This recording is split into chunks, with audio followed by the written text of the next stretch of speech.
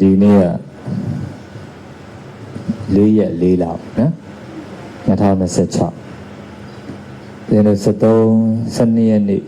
ဒီတကြံ9 ရက်တရားစခန်းမစခင်ပေါ့ဘောလမြိုင်ဓမ္မပိမှန်နော်အမှမစခင်ကြိုပြီးတော့ဒီမူတုံအိမ်နေပေါ့နော်ဦးဇင်းတို့ဟိုဘက်တရားစခန်းကိုမလာအားတဲ့ခါမှာ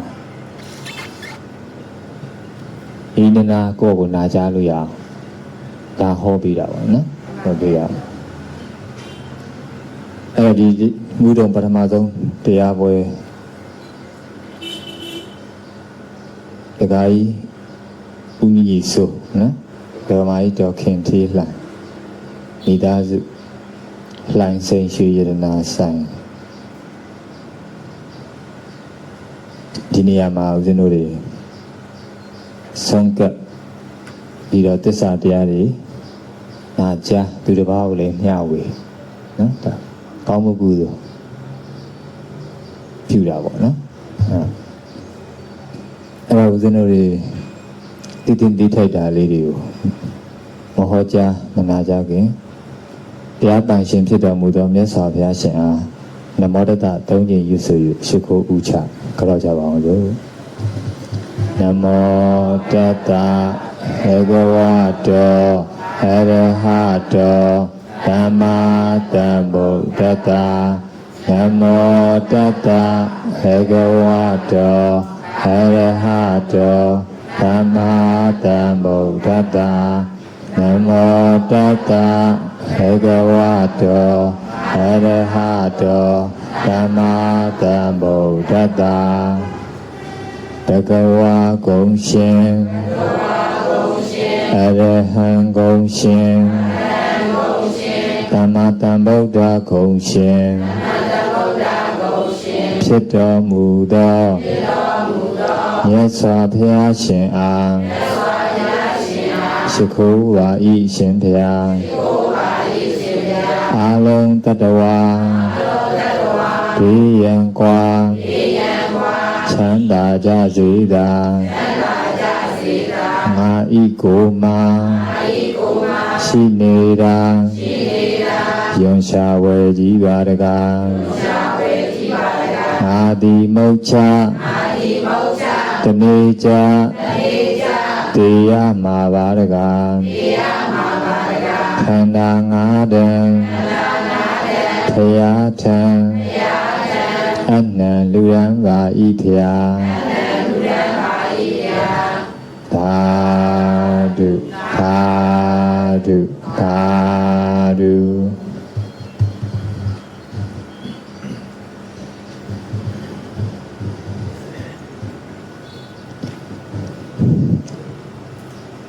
တရားနာတဲ့ခါမှာ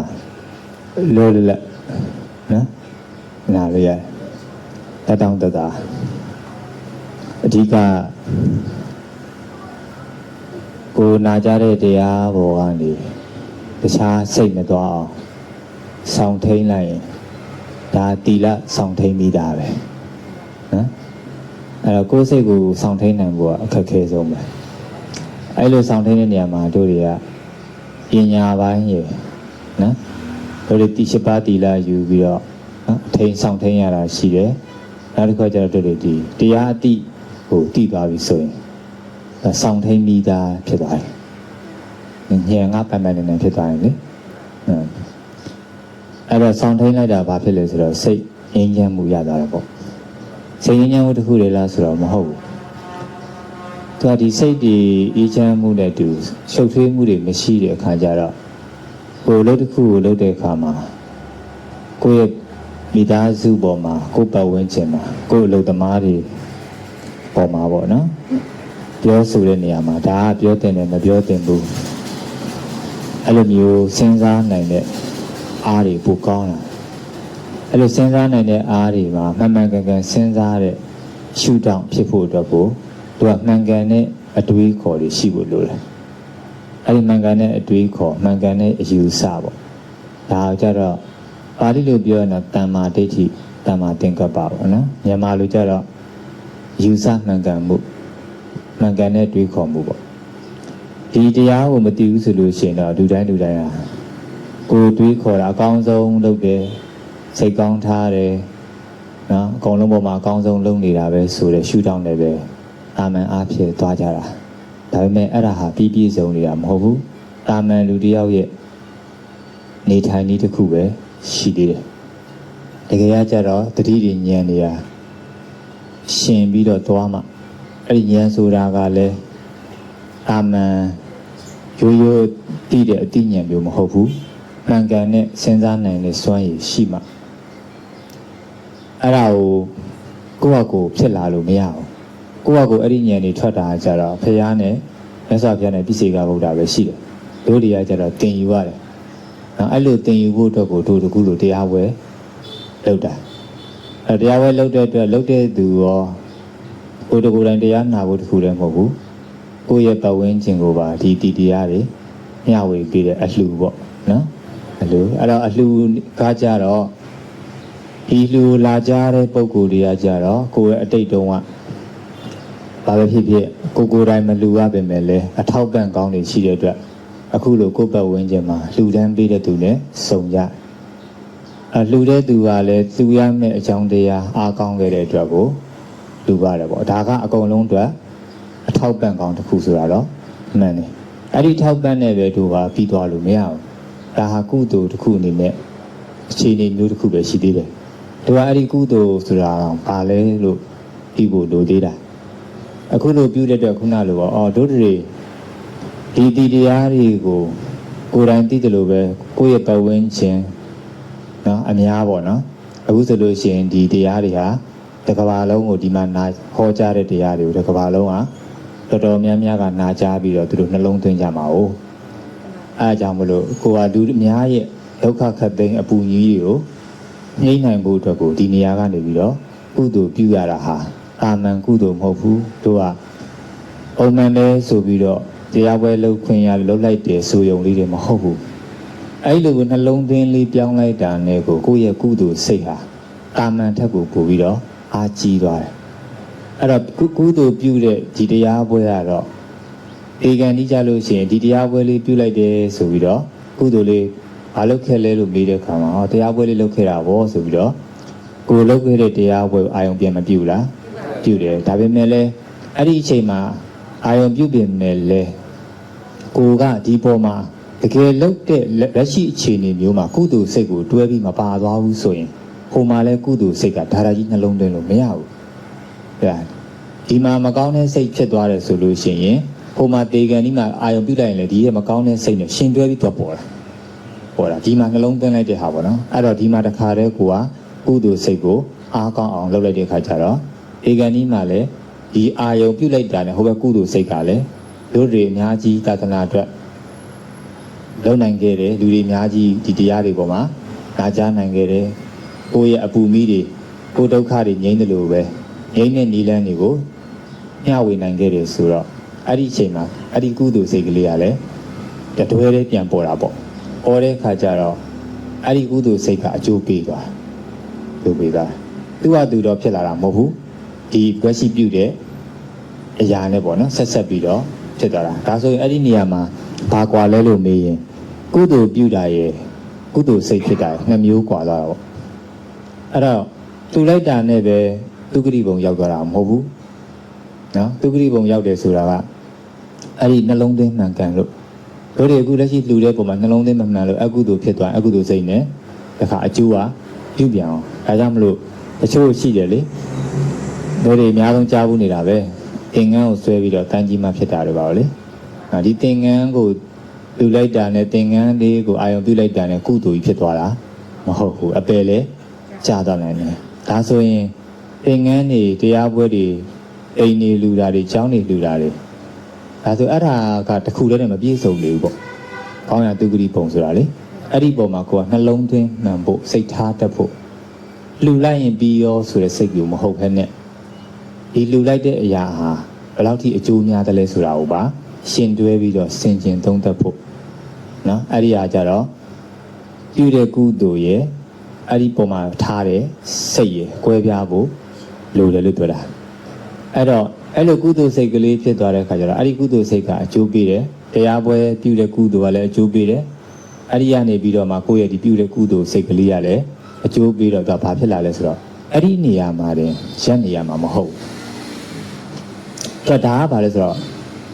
အခြေခံအထောက်ပံ့ပဲရှိသေးတယ်နော်တကယ်တို့လိုချင်တဲ့အရာမဟုတ်သေးဘူးတကယ်အားကိုးရအစ်စ်လည်းမဟုတ်သေးဘူးနော်ဒါကအထောက်ပံ့အနေနဲ့ပဲရှိနေသေးတာအဲ့တော့အားကိုးရအစ်စ်ကဘာလဲဆိုတော့တို့တွေကဘယ်လိုလိုချင်နေရလဲကုသိုလ်လေးလုပ်လိုက်ကုသိုလ်စိတ်လေးဖြစ်လိုက်သူဂရိဘုံလေးရောက်လိုက်အကုသိုလ်လေးအကျိုးပေးလိုက်အပယ်လေးပုံကြလိုက်နေဒီလိုလေနေတာဟာတို့ရဲ့လမ်းဆုံးလားပေါ့နော်အဲ့တော့ဒါဟာတန်ត្រာနဲ့ခြီးပြီးပြောတာပေါ့တကယ်တော့ဒီတဘွားထဲမှာပဲကြည်လိုက်တို့လိုချင်တာလေးကိုအာယုံပြုလိုက်လိုချင်တာလေးဖြစ်လာအောင်ကြိုးစားတော့မရလာဘူးလားရလာလိုက်ရလာတော့အဲ့ဒီပုံမှာဟုတ်ပြီးထင်ပြီးတော့အဲ့ဒီပုံလေးမှာနေလိုက်နေပြီးတော့နောက်ထပ်ပုံတစ်ခုကပေါ်လာပြောင်းအားရကြည်နေခြင်းနဲ့နောက်ထပ်တစ်ခုထပ်မတောင်းတလားတောင်းတတော့တစ်ခါကြအောင်ထပ်လှုပ်လိုက်လှုပ်တော့အဲ့ဒီနေရာလဲရောက်တော့ဟုတ်သေးလားမဟုတ်ပြန်အောင်နောက်တစ်ခုတောင်းတလိုက်နေအဲ့ဒီမှာသူကတန်ត្រာကအဲ့ဒီမှာလဲနေတာတစ်ခုပြီးတစ်ခုအဲ့ဒီတန်ត្រာရဲ့အဆုံးမှာဘာရှိလဲပေါ့အဲ့တော့တဖြည်းဖြည်းနဲ့အဲ့လိုပဲလိုက်ရင်းနဲ့စဉ်းစားကြည့်နော်အဲ့လိုပဲဒီနေ့အစဉ်ပြေနိုးနဲ့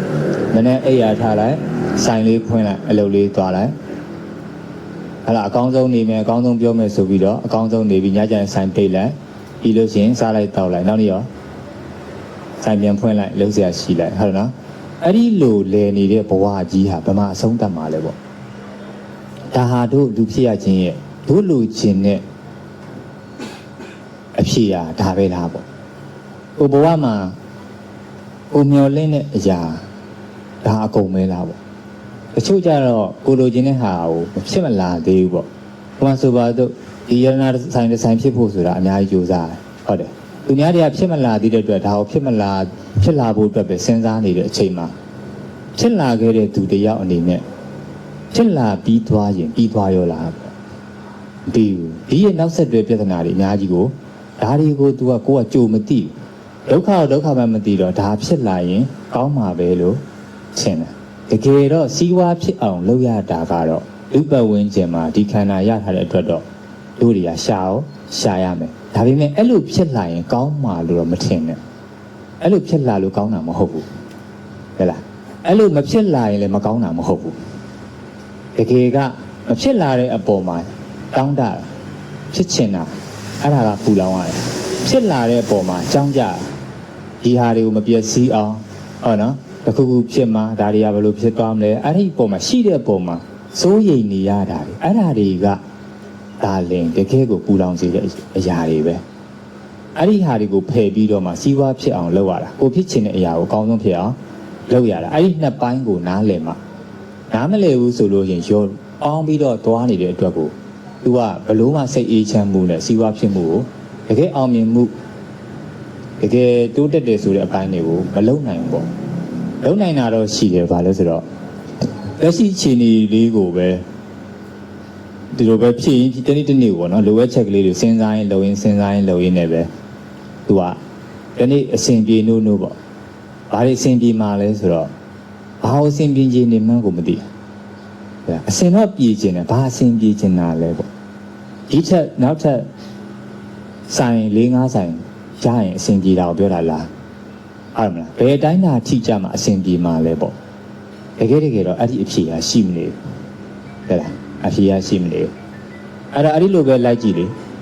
နောက်ဆုံးကြလို့ရှိရင်အဲ့ဒီမှာဇောလုံရင်းနောက်ဆုံးကျမ်းမာရေးဆိုရလာတော့ဒီကျမ်းမာရေးနဲ့ဒီရွှေဆိုင်စီဆိုင်ကြီးအကြီးဖြစ်ဖို့နဲ့ဘယ်ဟာပိုအရေးကြီးသွားလဲအဲ့ကြတော့ကျမ်းမာရေးပဲလှည့်ပါဗျာဒီကျမ်းမာရေးလေးကောင်းရင်စင်ပြေမှာပဲဆိုပြီးတော့အဲ့တော့ကျမ်းမာရေးကောင်းတဲ့ကောင်းအောင်ဆိုပြီးပြန်ပြီးတော့တောင်းတပြန်ကျမ်းမိုက်ကောင်းလှုပ်ရပြန်ဟုတ်တယ်မလားအဲ့မှာလဲနောက်ဆုံးကြတော့အဲ့ရတဲ့ဘုံလဲသွားတဲ့ခါမှာအရာအလုံးဟာကိုထင်တယ်လို့ဘာမှဟုတ်မနေပဲနဲ့နောက်ဆုံးမှတည်ခြင်းတရားနဲ့ပဲအဆုံးသတ်တော့တည်တဲ့ခါမှာလဲဖြောင်းဖြောင်းတန်းတန်းတည်ဖို့ကောင်းကောင်းမွန်တည်ဖို့အတွက်ကိုသူကတောင်းတပြန်ရောဒါဆိုရင်အဲ့ဒီဘဝတစ်ခုလုံးကိုစဉ်းစားကြည့်လိုက်မယ်ဆိုရင် ငယ်တည်းကနေပြီးတော့အများကြီးကိုဖြတ်တန်းလာပြီးတော့ဒီလိုအခြေအနေဖြစ်လာပြီးဒီလိုအခြေအနေကနေထက်တောင်းတရင်နောက်ဆုံးအေးဆုံးတဲ့အထိကိုတောင်းတလို့မဆုံးဟုတ်မလားအဲ့ဒီဟာအရာတွေကတို့လိုချင်တဲ့အရာတွေလားပေါ့ဘဝဆိုတာတို့လူဖြစ်ရတာဒါပဲလားဟုတ်တယ်လေတို့စူးစမ်းနေတာဒီအတွက်ပဲလားဒါလေးအတွက်ကိုတို့တွေကရုန်းကန်နေရတာလားရှင်သန်နေရတာလားစူးစမ်းနေရတာလားကိုယ့်ကိုစဉ်းစားကြည့်တကယ်တော့မဟုတ်ဘူးတို့တွေမှာထွက်လန်းမရှိဘူးဟဲ့လားထွက်လန်းမရှိဘဲနဲ့ဒီဝင်ကဘာထဲမှာပဲတဲနေတာအဲ့ဒီအထဲမှာကိုအကောင်းဆုံးနေရတဲ့အခြေအနေကလွဲပြီးတော့တို့မှာဘာမှရွေးချယ်ပိုင်ခွင့်မရှိဘူးဒါပေမဲ့အဲ့ဒီလိုမျိုးလဲတဲ့လမ်းလည်းရှိတယ်လို့အဲ့ဒီလဲတဲ့လမ်းမှာကထောက်ပေါက်ကဒီထဲပဲပြန်လဲနေရလို့ပြောတာအဲ့ဒါအားလုံးဟာတကယ်ตายရစရာအဆုံးသတ်ဟုတ်မနေဘူးလို့ပြောတာဒါဆိုရင်တို့တွေကဒီထဲကနေဘယ်လိုထွက်ရမလဲဒီမှာလဲတာရှိတယ်လို့ထွက်တဲ့လမ်းလည်းရှိတယ်ဒီလိုမဆုံးတဲ့တောင်းတမှုတွေမဆုံးတဲ့လိုချင်မှုတွေမဆုံးတဲ့လိုက်နေရတဲ့လမ်းရှိတယ်လို့ပဲဟုတ်နော်အဆုံးသတ်တဲ့နေရာဆိုတာလည်းရှိတယ်အဲ့ဒီနှစ်ခုကိုတို့ကပေါင်းဆက်ပြီးတော့နေထိုင်သွားမှာအဲ့လိုပေါင်းဆက်ပြီးနေထိုင်သွားတယ်ဆိုတာကအသိပညာပဲအဲ့ဒီအသိပညာနဲ့ရှင်ပြီးတော့ဘဝကိုတည်ဆောက်သွားမှာအဲ့ဒီအသိပညာဟာပတ်စံမရှိရင်စီးပွားမဖြစ်ရင်လည်းသူကမစင်းရဘူးပတ်စံရှိလာလို့ရှိလာတဲ့ဒီစီးစိမ်ဥစ္စာတွေပေါ်မှာလည်းသူကလောကဓာတ်တွေပေါ်မှာလည်းစိတ်ဆင်းရဲမှုရှိမနေဘူးဒီခန္ဓာကိုယ်ရဲ့ဖောက်ပြန်နှိမ့်ဆက်တဲ့ပုံမှာလည်းစိတ်ဆင်းရဲမှုရှိမနေဘူးအေဂျင့်တရားပုံမှာလည်းကြောက်ရွံ့တွန်းဆုတ်ခြင်းရှိမနေဘူးဘယ်သောအခါမှာလည်းအပယ်လေးပုံပြန်ပြီးတော့မကြတော့ဘူးအဲ့ထက်ပိုပြီးတော့ပါရမီရင့်တန်ရင်ဒီတဘွားထဲမှာလည်းဉာဏ်ကောင်းရင်ပါရမီကောင်းရင်တဘွားထဲနဲ့ယဟန္တာကြီးကိုဖြစ်နိုင်အဲ့တော့အဲ့ဒါဟာတကယ်ဒုက္ခကိုလုံးဝလွတ်ငြိမ်းစေတဲ့အတိခင်မှာကိုတကယ်လက်တွေ့ခံစားရတဲ့ချမ်းသာထွက်လန်းပဲထွက်လန်းပဲအဲ့ဒီထွက်လန်းဟာအဲ့ဒီထွက်လန်းကိုကိုယ်တိုင်ပေါ့ခေါ်ယူပေမဲ့လေကိုယ့်ရဲ့နေတဲ့နေရာကိုယ့်အိမ်အထိကိုပေါ့နော်ခေါ်ယူပြီးတော့မှဒီအရာတစ်ခုကိုကိုယ့်အိမ်ထိတောင်ခေါ်နိုင်တယ်ပေါ့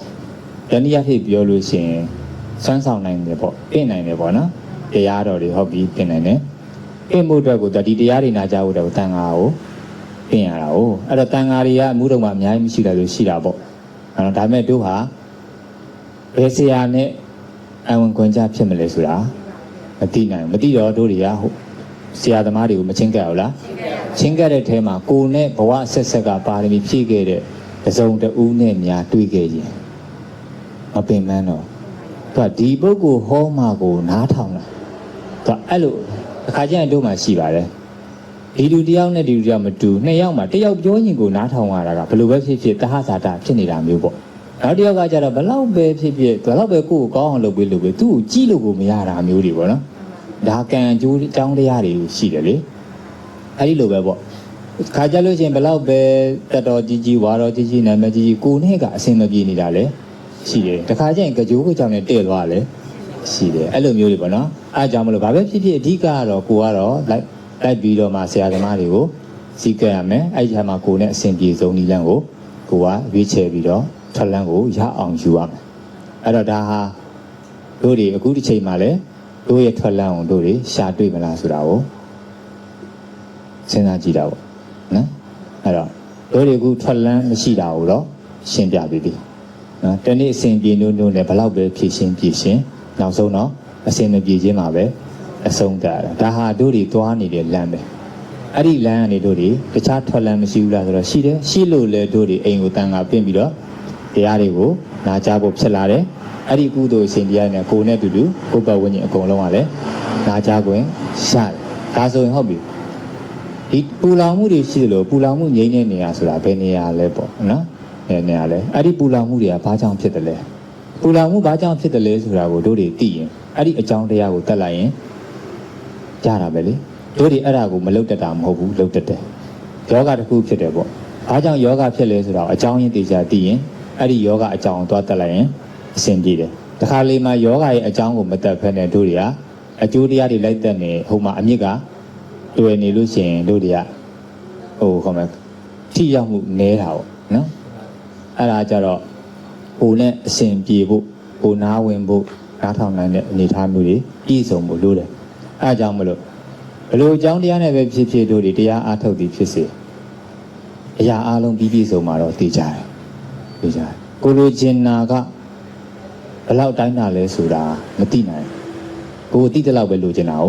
တကယ်ကတရားကြတော့ကိုမသိတဲ့နယ်ပယ်တော့ကိုအများကြီးပြည့်စုံနိုင်တယ်ပေါ့လေအဲကြောင့်မလို့ဒီဒုက္ခတွေဘာကြောင့်ဖြစ်လာလဲဆိုလို့ရှိရင်တို့တွေကတာမန်အားဖြင့်ဆိုလို့ရှိရင်စိုးရိမ်မှုတွေပူလောင်မှုတွေတွေ့တာမှုတွေအကုန်လုံးကကိုယ့်ရဲ့မိသားစုကိုလုပ်တဲ့အလုပ်ပေါ်ကိုယ်ပတ်ဝန်းကျင်အဲ့နော်အဲ့ဒါတွေနဲ့မှီပြီးတော့ဖြစ်လာအဲ့ဒါတွေနဲ့မှီပြီးဖြစ်လာတော့မှန်တယ်အဲ့ဒီအပေါ်တွေမှာဖြစ်တာမဟုတ်ဘူးဟုတ်လား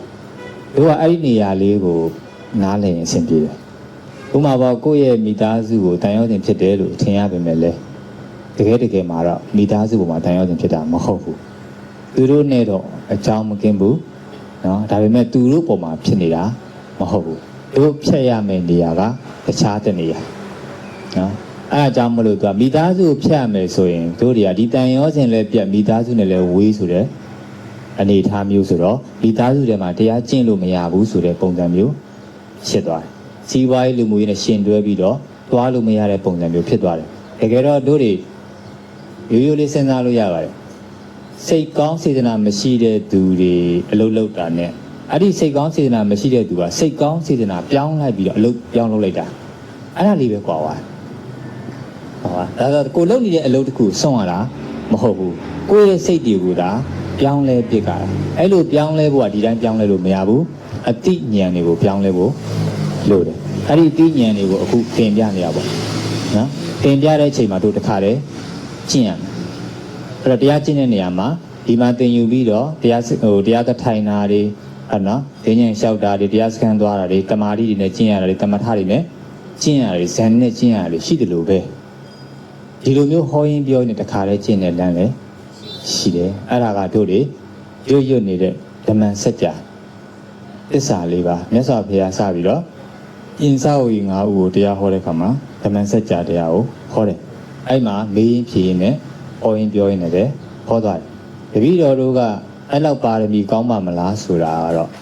ဒီသစ္စာတရားတွေနဲ့တွေ့ပြီးတော့နာကြားနိုင်မဟုတ်လားဟုတ်နော်ဟောတာပြောတာကိုလည်းနားလေတယ်ဟောပြောမဲ့ဆရာသမားကောင်းလည်းမရှိဘူးလားရှိတယ်အဲ့တော့ဒီဘဝနိဗ္ဗာန်ရဒီဘဝလိုချင်တယ်ဆိုတဲ့ပုဂ္ဂိုလ်များအချက်နှစ်ချက်ပြည့်စုံရတယ်တဲ့ဟုတ်လားသစ္စာတရားတွေကိုဟောပြောပြသမယ်ဆရာကောင်းတွေလည်းတွေ့မယ်တဲ့ဟောပြောပြသတဲ့သစ္စာတရားတွေကိုနှလုံးသွင်းမှန်ကန်မယ်ဆိုရင်ဒီဘဝနဲ့တင်ရှာနိုင်တယ်ဒီဘဝဆိုတာကလက်ရှိနာနေရင်းနဲ့နှလုံးသွင်းတည့်ရင်ကိုရှာနေတာတရားဆိုတာကအတ္တလိမ့်လက်တလိမ့်ပဲကိုရင်ဆိုင်ရကိုတဘဝလုံးရင်ဆိုင်ရတဲ့အခက်ခဲတွေပြဿနာပေါင်းများစွာတွေဟာနောက်ဆုံးမှာကိုယ့်အတွက်ထွက်လန်းမရှိဘူးဆိုတာကိုတကယ်ရင်ထဲရောက်ရင်ဒီထွက်လန်းကကိုယ့်အတွက်အားကိုးရကောက်ရိုးတမြင်ပဲဒါကိုအပိုင်နဲ့ဆွဲလိုက်မိပြီဆိုတာနဲ့နှလုံးသွင်းတည့်လိုက်ပြီဆိုတာနဲ့အရာအလုံးဟာခဏလေးပါပဲနော်အားကြောင့်မလို့တရားအားထုတ်တဲ့နေရာမှာတို့ကတော့တရားစခန်းသွားမှပဲဆိုတာတွေမတွေ့ပါနဲ့နော်ကိုယ့်ရဲ့ကုသိုလ်ကံအကြောင်းတရားရခေါင်းရင်းပြောနေလေရှားသွားနိုင်ပါတယ်ဟုတ်လားရှားသွားနိုင်မယ်အဲ့ဒါကြီးကိုတို့ကကိုယ့်ကိုလုံးဝကြီးစိတ်လဲပဲနှိမ့်ပြီးတော့မရနိုင်ဘူးဆိုတဲ့ဘက်ကနေသွားမယ်ဆိုရင်အစကတည်းကတိုက်ပွဲကြားနေတယ်လို့ဖြစ်နေနော်တို့ကစိတ်မဖြစ်ခင်မြားကုန်တယ်လို့ဖြစ်နေတာပေါ့နော်နောက်ဆုံးကျတော့ကုသိုလ်လေးရတော်ပါပြီဆိုအဲ့လိုမဟုတ်နေဘူးဟုတ်လားကုသိုလ်နဲ့ရောက်ရဲနေမယ်ဆိုရင်ဒီသစ္စာတရားဘယ်လာဟောတော့မှာဟုတ်နော်အားကြောင့်မလို့ဒီတရားသစ္စာတရားတွေကိုသိချာနာဖို့ခေါ်ရင်ပြောရင်လည်းတစ်ခါတည်းကျင့်ဖို့ဟုတ်ပြီလားအဲ့တော့ဘယ်လိုကျင့်ရမလဲဆိုတော့ခုနလိုပဲအဓိကဖြစ်နေတဲ့အရာအလုံးဟာစီးပွားရေးတွေမအောင်မြင်တာနော်အရာပေါ့အရာအစင်မပြေခြင်းဟာအရာစလဲဆိုတော့တို့တွေတွေ့တာမှုတွေများနေလို့တဲ့လားဒါကတော့ယူရှင်ကြားနေကြပဲအဲ့တော့တို့တွေကများတယ်စီးပွားရေးလို့နေတော့လောဘကိုမရှိဘူးလောဘမရှိမအောင်မြင်ဘူးလို့ထင်ကြတာပြောတော့လောဘရဲ့အဓိပ္ပာယ်ဟာပျက်စီးစေတဲ့အရာတွေပဲအဲ့တော့လောဘနဲ့လုပ်ရင်ပျက်စီးမယ်ဒါဆိုဘာနဲ့လုပ်ရမှာလဲဆိုတော့ဉာဏ်ပညာနဲ့ရှင်ပြီးတော့လုပ်ရမယ်အဲ့တော့လောဘနဲ့တို့ကလုံမအောင်မြင်မယ်စီးပွားဖြစ်မယ်လို့ထင်ထားတာတွေဒီအဲ့ဒါကပျက်စီးစေမယ်အရာတွေအကြောင်းတရားတွေကြီးပဲအဲ့ပညာနဲ့ရှင်မှတာလဲအောင်မြင်နိုင်မှာအဲကြောင့် လောဘဆိုတာအလိုတွေပေါ့နော်အဲ့ဒီတွေ့တာမှုတွေကိုတို့တွေအယက်ခံမယ်ဒီကောင်းကိုဖယ်ရှားနိုင်မယ်ဆိုရင်အရာအလုံးပြီးပြည့်စုံတယ်နော်သူ့ကိုဖယ်ရှားနိုင်ဖို့နံပါတ်1အပယ်လေးပုံလွတ်လောက်တဲ့အထိဖယ်ရှားနိုင်သွားတာတောတာပန်တယောက်အနေနဲ့ဖယ်နိုင်တာမျိုးဒဂရာကအနာဂယဟန္တာဆိုပြီးတော့အဆင့်ဆင့်မတူနေဘူးအဲ့တော့အပယ်လေးပုံလွတ်တဲ့အနေအထားတစ်ခုမှာဆိုရင်ကိုယ့်ရဲ့စီးပွားရေးနဲ့လူမှုရေးနဲ့ရှင်တွဲပြီးတော့ဘဝကိုဖျက်ဆီးလို့ရတယ်တည်တဲ့အခါမှာလည်းဘယ်တော့အခါမှာအပယ်မကြောက်အဲ့ဒါကကြတော့တို့တွေအ ਨੇ ဆုံးတော့ဒီတရားကိုနားလေဆိုရင်ကိုဉာဏ်ဖြစ်တယ်ဆိုရင်ကိုတထိုင်နေနဲ့ကိုရှာနိုင်တယ်နောက်အဆင့်တွေကတန်ဝေကကြီးတဲ့သူတွေကတော့နောက်တစ်ဆင့်ကိုထပ်ပြီးနားလည်နိုင်သွားလိမ့်မယ်နော်အဲကြောင့်ပထမဆုံးအဆင့်နေနဲ့တို့တွေဘယ်ပေါ်မှာတွေ့တာနေတာလဲဆိုတာကိုစဉ်းစားကြည့်ရအောင်နော်ကိုမိသားစုကိုတွေ့တာနေတယ်လို့ထင်ရပေမဲ့လည်းအဲ့ဒီမိသားစုတကယ်တွေ့တာလားလို့တို့တွေစမ်းစစ်ကြည့်အောင်အဲ့တော့ကိုယ့်ရဲ့အမေကိုတွေးကြည့်လိုက်တွေးပြီးပါလားကိုယ့်အမေကိုတွေးကြည့်လိုက်ဟဲ့ကိုယ့်အမေကိုတွေးလိုက်တဲ့အခါမှာကိုယ့်အမေဟာအိမ်လည်းတည်သွားမယ်အပြင်မှာပေါ့နော်တရားကိုမရှိဘူးလားရှိတယ်ကိုယ့်အမေကိုတွေးကြကိုယ့်စိတ်ဟာပဲရောက်သွားတယ်ကိုယ်စိတ်ဟာအမေစီကိုရောက်သွားဟုတ်နော်တေချာလိုက်ပြီးတော့လုံနော်ဟုတ်လားတေချာလိုက်လို့ဟိုအဲ့ဒါဘာကြောင့်ပြောတရားကိုကလေဘဝမှာအောင်မြင်ခြင်းနဲ့ဆိုရင်လေအလုပ်တစ်ခုကိုလေပေါ့ပေါ့ဆဆဘယ်တော့မှမလုပ်မိစေနဲ့ဒီတစ်ခုကိုဟိုဒါကတိတိချာချာစူးစမ်းအားထုတ်ပြီးလုပ်လိုက်ခြင်းအားဖြစ်ကိုသွားအဲ့ဒီမှာကိုလေအောင်မြင်ဖို့အတွက်လမ်းစာစပြီး training စဖြစ်နေပေါ့လုပ်ရင်ပြီးရောပတ်စံရရင်ပြီးရောသိရမလားဒီနေ့လှုပ်လာရင်ပြီးရောဆိုတာမျိုးမဟုတ်ဘူးတလားလုံနေပြီးရောမဟုတ်ဘူးကိုလှုပ်တဲ့အလုပ်တစ်ခုကပတ်စံရသည်ဖြစ်စေမရသည်ဖြစ်စေကိုယ့်ရဲ့အရေးချင်းကိုတိုးတက်အောင်အမြဲတမ်းစူးစမ်းနေရမှာအဲ့ဒါလူတိုင်းမှာလုပ်တဲ့အလုပ်တစ်ခုပဲအဲ့လိုသာလုပ်မယ်ဆိုရင်ကိုယ့်ရဲ့အလုပ်ရှင်ကောကိုယ်တိုင်ရောနှစ်ခုလုံးကအကျိုးမြတ်တွေတကယ်ကိုရစေတယ်အဲ့ဒါကိုဒီအတိတရားတွေနဲ့တို့တွေပေါင်းဆက်လိုက်မယ်ဆိုရင်အကုန်လုံးကကြီးဝါမဖြစ်အောင်စိတ်ချမ်းသာမှုဟာအပြည့်ရသွားတယ်အနည်းဆုံးရတဲ့အကျိုးရလက်ပဲနော်အားကြောင့်မလို့အခုပြောနေတဲ့အရာကိုပေါ့ပေါ့ဆဆလေးနဲ့မလုံးနဲ့အတန်တရားလုံးမှာဒီတရက်ဟာတန်ဖိုးရှိဆုံးဒီတရက်ရဖို့အတွက်ဒီတစ်ချိန်ကိုရောက်ဖို့အတွက်တို့တွေကဆူတောင်းခဲ့ရတာလှူတဲ့တန်းခဲ့ရတာတွေစုပေါင်းပြီးတော့လုပ်ခဲ့ရတာတွေကဒီတစ်ချိန်ဖြစ်လာဖို့အားကြောင့်မလို့ဟိုမဖြုံးတိလိုက်နဲ့ပေါ့ဒီချိန်ဖြစ်လာဖို့တော့ပါရမီဖြည့်ပြီးစုတောင်းပြီးလှူခဲ့တာတော့မှန်တယ်အခုရောက်မလာဘူးလားရောက်လာတယ်ရောက်လာပေမဲ့အဲ့ဒါကိုမယူရင်မရဘူးရောက်လာယုံပဲဖြစ်ခဲ့တာဒါပေမဲ့နာနိုင်လို့လည်းပါလာတယ်အမှကိုယ်တိုင်အားထုတ်မှုအားဆိုင်မှုမရှိရင်ဒီအခွင့်အရေးရလဲဆုံးရှုံးသွားမှာအဲ့ကြတော့ဘာဖြစ်လဲဆိုတော့တရားပွဲလေးလာလိုက်တယ်ဆိုရုံလေးနဲ့ပြီးသွားတာတကယ်ဆိုရင်တန်ត្រာလွတ်တဲ့အထိတော့ဖြစ်သွားနိုင်တဲ့အခွင့်အရေးကိုအစ္ဆုတ်ကံမှာကိုယ့်ရဲ့လုံအားမထည့်တော့မရဘူးအတိတ်ကံကတော့အကျိုးပေးတယ်လေအစ္ဆုတ်ကံကံဆိုတာအလုံးမလားအဲ့ဒီအလုပ်ကိုကိုကမစွမ်းဆောင်ဆိုရင်တော့ဘာမှဖြစ်လာမှာမဟုတ်ဘူးဟုတ်နော်အကျိုးနေတာပေါ့အားကြောင့်မခုနလိုပဲကိုယ့်ရဲ့မိကိုတွေးကြည့်လိုက်တဲ့အခါမှာကိုယ့်ရဲ့စိတ်ဟာဘယ်ရောက်သွားလဲလို့မေးရင်ကိုယ့်မိစီကိုရောက်သွားတယ်လို့ဒုတိယအားဖြစ်တော့ထင်မှာပဲဟုတ်နော်အဲ့ဒီမှာကိုတွေကတို့ဟာတိတိချာချာအတွေးလေးတစ်ခုပေါ်မှာတော့မှဘာကနနမစင်စားမသုံးတတ်ခဲ့တဲ့ဟိုခြေနေတွေအများကြီးဖြစ်လာတာပေါ့အဲ့တော့ဘယ်လိုစဉ်းစားလဲဆိုတော့တကယ်ကိုယ့်အမေကြီးကိုစိတ်ရောက်သွားတယ်ဆိုရင်ကိုယ့်အမေကအခုဘာလုပ်နေတယ်လဲညအေးလေဒါဆိုရင်ကိုယ့်အမေကြီးကိုစိတ်ရောက်သွားတယ်ဆိုရင်ကိုယ့်အမေကတခြားနေရာမှာတစ်ခုခုမှာကိုမမြင်တဲ့နေရာတစ်ခုခုမှာဟုတ်နော်အဲ့ဒါဆိုကိုယ်စိတ်ကသူ့ချီဘယ်လိုသွားမလဲပေါ့သွားလို့ရပါဘူးမရဘူးဟုတ်နော်ဟိုကကိုယ့်အမေကဆုံးသွားပြီဆိုရင်ကဲကိုယ့်အမေကြီးစိတ်ရောက်သွားတယ်ဆို तू ကဘယ်ဘဝမှမသိပဲနဲ့ကိုယ့်စိတ်ကသူ့ချီဘယ်လိုရောက်မရောက်ဘူးတကယ်တော့သူ့ချီကိုမရောက်နိုင်ဘူးဒါဆိုရင်သူ့ချီကိုမရောက်ရင်ဘာဖြစ်တာလဲဘယ်လိုသိရလဲဟမ်နာချင်းကိုယ့်အမေကိုတွေးလိုက်တာမဟုတ်လားဘယ်ကတွေးလိုက်တာစိတ်ကတွေးလိုက်တဲ့အတွက်ကိုယ့်ရဲ့အမေဟာအတွေးနေနဲ့စိတ်မှာနှီးပြီးတော့လာပေါ်တာဟုတ်နော်အဲ့တော့ကိုအမေရှိကိုရောက်သွားတာမဟုတ်ဘူးကိုယ်စိတ်မှာအတွေးအနေနဲ့လာပေါ်တာဒါဆိုရင်ကိုယ်စိတ်မှာအတွေးအနေနဲ့လာပေါ်တာနဲ့အပြင်မှာရှိတဲ့အမေနဲ့တူလားတူအပြင်မှာရှိတဲ့အမေက အသွေးသားတွေရှိတယ်ဟုတ်လားပြီးတော့ကျေးဇူးလည်း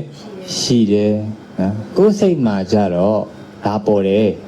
အပြင်ကအရင်တုန်းကတို့တွေတွေ့ခဲ့ဆွဲခဲ့တဲ့အဆွဲတွေနဲ့ဟုတ်ပြီနော်မှတ်ခဲ့တာတွေနဲ့ရှင်ပြီးတော့အခုတိုက်ဆိုင်လိုက်တယ်လာမပေါ်ဘူးလားပေါ်တယ်ပေါ်တော့ပေါ်တယ်ဒါပေမဲ့အပြင်ကအမေလို့အသွေးသားတွေမရှိဘူးအတွေးတစ်ခုအနေနဲ့ပဲလာပေါ်တာဒါဆိုရင်ကိုယ်စိတ်မှာအခုလာပေါ်တဲ့အတွေးတစ်ခုနဲ့အပြင်မှာတကယ်ရှိတဲ့အမေနဲ့ဘယ်နှယောက်နှစ်ယောက်ဖြစ်သွားမှာပေါ့ဟုတ်ပြီဒါဆိုရင်ဘယ်အမေကိုတိတာလဲအခုသိချင်ရင်တွေးလိုက်တယ်မလားအဲ့တော့တွေးတဲ့အမေကိုတိတာလားအပြင်အမေကိုတိတာလားအေးတွေးတဲ့အမေကိုတိတာအပြင်အမေကိုတိလို့မရဘူးဟုတ်လားအဲ့မျက်လုံးနဲ့မြင်ရင်တော့မျက်လုံးမှာတို့မှန်ဘလူးမရှိဘူးလားအေးအဲ့ဒီမှန်ဘလူးတဲ့ကိုတို့အပြင်အလင်းရိုင်ပြီးတော့ဝင်လာတာလေဝင်လာပြီးတော့မှအဲ့ဒီမှာတို့တွေကပုံရိပ်ကအပေါ်တာအေးအဲ့ဒါကိုဗမာလာသိရလဲဆိုတော့လေအခုကိုယ့်အမေကိုတွေးလိုက်ရင်ပေါ်တဲ့နေရာဟိုနေရာဒီနေရာမဟုတ်ဘူးတွေးလိုက်ရင်ဖြစ်လာတဲ့နေရာအဲ့ဒါကိုတို့တွေကဘာခေါ်လဲဆိုတော့တရားရှုလို့ရဓမ္မယုံလို့ခေါ်တာ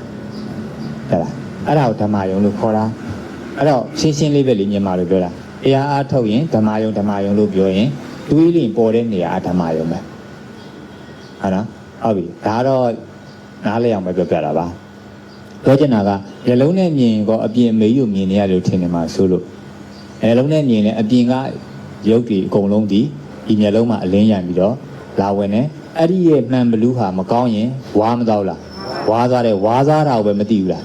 သိတယ်ဝါသွားတာကိုသိတယ်မျက်မှန်တက်တော့ကြည်သွားတယ်မျက်လုံးမှာပဲကြည်တယ်မျက်လုံးမှာပဲဝါတယ်အဲ့ဒီကြည်ချင်းမှုန်ချင်းကိုပဲသိတာမဟုတ်လားအပြင်ကဒီတိုင်းပဲကိုယ်မျက်လုံးမှာကြည်လိုက်မှုန်လိုက်အမျိုးမျိုးဖြစ်တာကိုပဲသိတာမို့လို့အဲ့ဒီဟာကိုစဉ်းစားကြည့်မယ်ဆိုရင်ဒီမျက်လုံးမှာဖြစ်တဲ့အရာမှာပဲပြန်ပြီးတော့သိတာအပြင်ကကြည်တာလင်းတာတွေတွားပြီးတော့သိတာမဟုတ်ဘူးအားကြောင့်မလို့တို့ကဒါမျက်လုံးနဲ့မြင်ရင်ကိုတော့မှတကယ်အမေကြီးကိုမြင်နေတာမဟုတ်ဘူးလို့ပြောချင်တာကပထမဆုံးအနေနဲ့ဒီမျက်လုံးနဲ့မြင်ဘယ်လိုဖြည့်ရှင်းမလဲဆိုတဲ့အတွေးဝင်မှာဆိုလို့အဲ့ဒါကလည်းအကျဉ်းအားဖြင့်အကောင်ကြီးကိုမြင်ရတာမဟုတ်ဘူးဒါပေမဲ့အဲ့ဒီဟာကခဏထားအောင်ဒါလို့ကျပထမဆုံးဖြည့်ရှင်းရမယ့်ကိစ္စကအပြင်ကအမေနဲ့ကိုယ်စိတ်မှာတွေးလို့ပေါ်လာတဲ့အမေပေါ့ဟုတ်နော်ဘယ်ဟာကအမေလို့ခေါ်ထိုက်လေပေါ့ဘယ်သူကကျေးဇူးရှိအပြင်ကအမေကကျေးဇူးရှိရယ်ကိုယ်စိတ်မှာကိုတွေးလို့ပေါ်လာတဲ့အမေကကျေးဇူးရှိလားဘာဖြစ်လို့လဲ तू ကအမေမဟုတ်နေဘူးဟုတ်လားဒါပေမဲ့အပြင်ကအမေနဲ့တော့ပုံစံမတူလားတထန်တူတယ်ပုံစံတူတဲ့ပုံရိပ်အနေနဲ့စိတ်မှာလာပေါ်တို့မှန်သွားကြည့်ရင်ပေါ်တယ်လို့ပဲပေါ့ကိုယ်ပုံကိုသွားကြည့်တော့မှန်ထဲမှာပေါ်တော့ကိုယ်နဲ့ချွတ်ဆွတ်တူနေတော့ကိုလို့ပဲစိတ်ထားလိုက်တော့တာအဲ့တော့မခွဲကြတော့ဘူးပေါ့နော်အခါလေးကြားလို့ရှိရင်သိပါတယ်ကိုမမီဒီလူတယောက်နဲ့တွေ့ထားတဲ့ပုံကိုဆွဲပြီးတော့ဒါစိတ်ကမှတ်ထားတာဒီလူတယောက်နိုင်ငံသားသွားပြီးပြန်လာတော့ကိုထင်နေတဲ့ပုံစံဟုတ်ပါ့မလားဟုတ်တော့ဒါပေမဲ့ကိုယ်စိတ်မှာတော့သူ့ကိုပြောလိုက်တာ ਨੇ သူ့ကိုမြင်ဘူးထားတဲ့ဆွဲဘူးထားတဲ့တွေ့ဘူးထားတဲ့မှတ်သားဘူးထားတဲ့ပုံစံပဲလာပြီးပြန်ပေါ်တာဟိုဘက်ကကြတော့ကိုကတွေ့ထုံးကလှပပလေးပေါ့ဟိုကလည်းပြန်လာဝါတတုတ်ကြီးဆိုတော့တခါကြလို့ရှိရင်မယုံနိုင်ဘူးတောင်ဖြစ်တယ်ဆိုတာလေကိုကအဲ့ကြောင့်ဒီစိတ်မှာဖြစ်နေတာကတစ်ခုအပြင်မှာတကယ်ရှိနေတာကတစ်ခုမတူဘူးလို့အဲ့မတူတဲ့နှစ်ခုမှာတို့ကအခုဘသူ့ကိုသိရတာလဲလို့မေးကြည့်တာအပြင်ကအမေကိုသိတာလားကိုယ့်ရဲ့ဒီစိတ်မှာပေါ်တဲ့အတွေးအမေကိုသိတာလားအတွေးအမေဒါအတွေးအမေလို့ပြောတယ်ဟုတ်ပြီနော်အပြင်ကဘာကြောင့်ဒီအတွေးအမေကပေါ်လာလဲဆိုတော့အပြင်ကအမေနဲ့အကြောင်းလာတော့ကျင်းပါမလားမကျင်းဘူးအပြင်ကအမေကိုဆွဲထားဘူးတွေ့ထားဘူးမှတ်ထားဘူးတဲ့အတွက်သိထားဘူးတဲ့အတွက်သူကဘာဆိုတော့ဒီမှာသူနဲ့တူတဲ့ပုံစံလာပေါ်ရတာအမေကတခါမမြင်ဘူးဆိုရင်ပုံဖော်လို့မရအားကြောင့်မလို့သူဟာသူပေါ်တာတော့မဟုတ်ဘူးအဲ့ဒီလိုအကြောင်းတရားတွေဆက်ပြီးတော့စိတ်မှာလာပေါ်တဲ့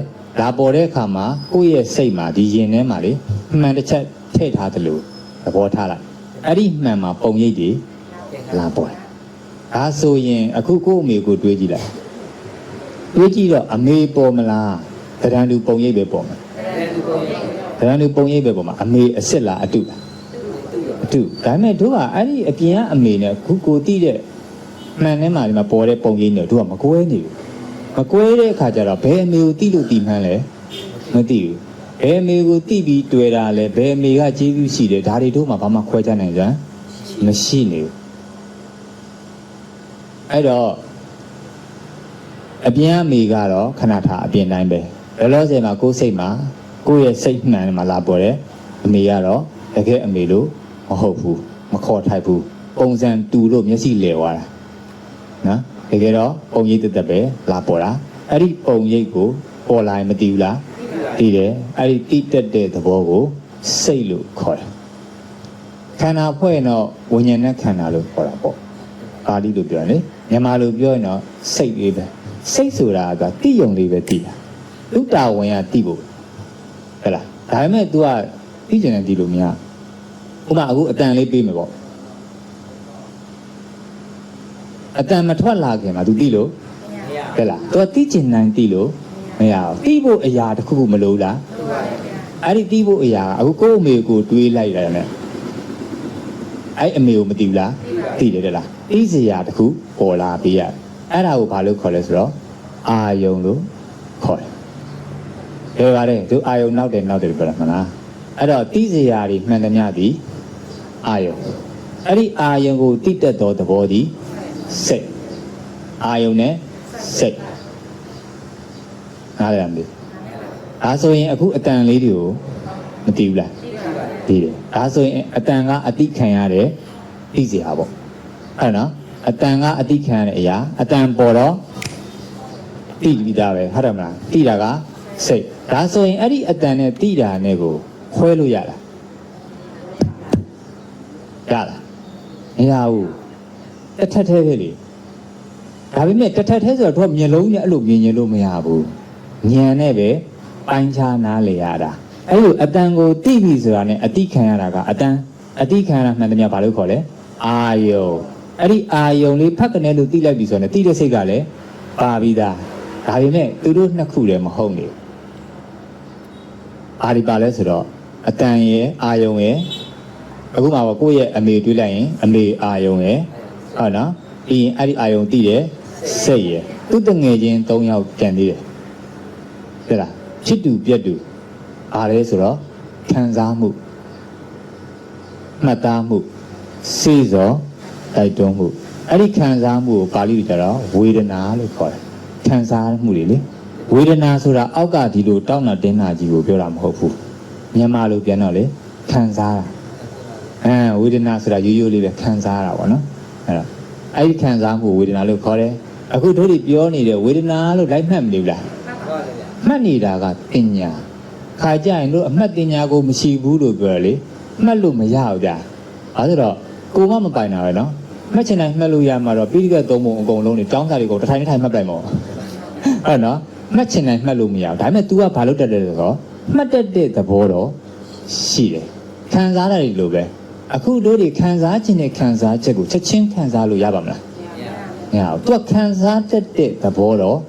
ရှိတာမှန်တယ်ခံစားခြင်းတိုင်းခံစားလို့တော့အခုဒေါသဖြစ်ပြပါဥလောင်ပြ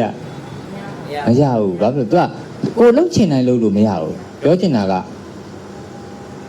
ဒီစိတ်ဆိုတာကတိတက်တဲ့သဘောရှိတယ်ဆိုတာကိုပြောချင်တာသိချင်တယ်သိလို့မရဘူးခံစားမှုဆိုတာလည်းခံစားတတ်တဲ့သဘောတဘာဝရှိတယ်လို့ပဲရှင်းပြတာ तू ခံစားချင်တိုင်းခံစားလို့မရဘူးမှတ်သားမှုကလည်းမှတ်ချင်တိုင်းမှတ်လို့မရဘူးဒါပေမဲ့မှတ်တတ်တဲ့သဘာဝတော့ရှိတယ်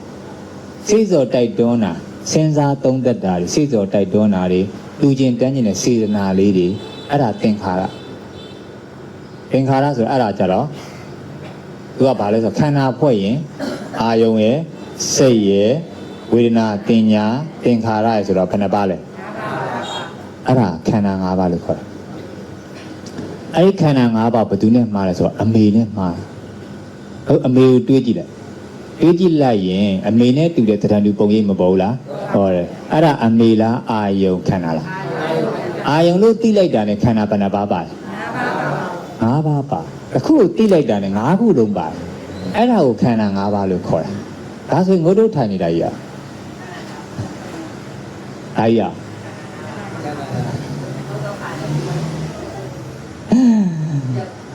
အားကြောင့်တို့ကဒီယုတ်ကြီးတွေကုန်းကုန်းရှုနေတာလို့ဟုတ်လားအဲ့တော့ခွေးမဟောင်တဲ့ခန္ဓာဆိုတာလေ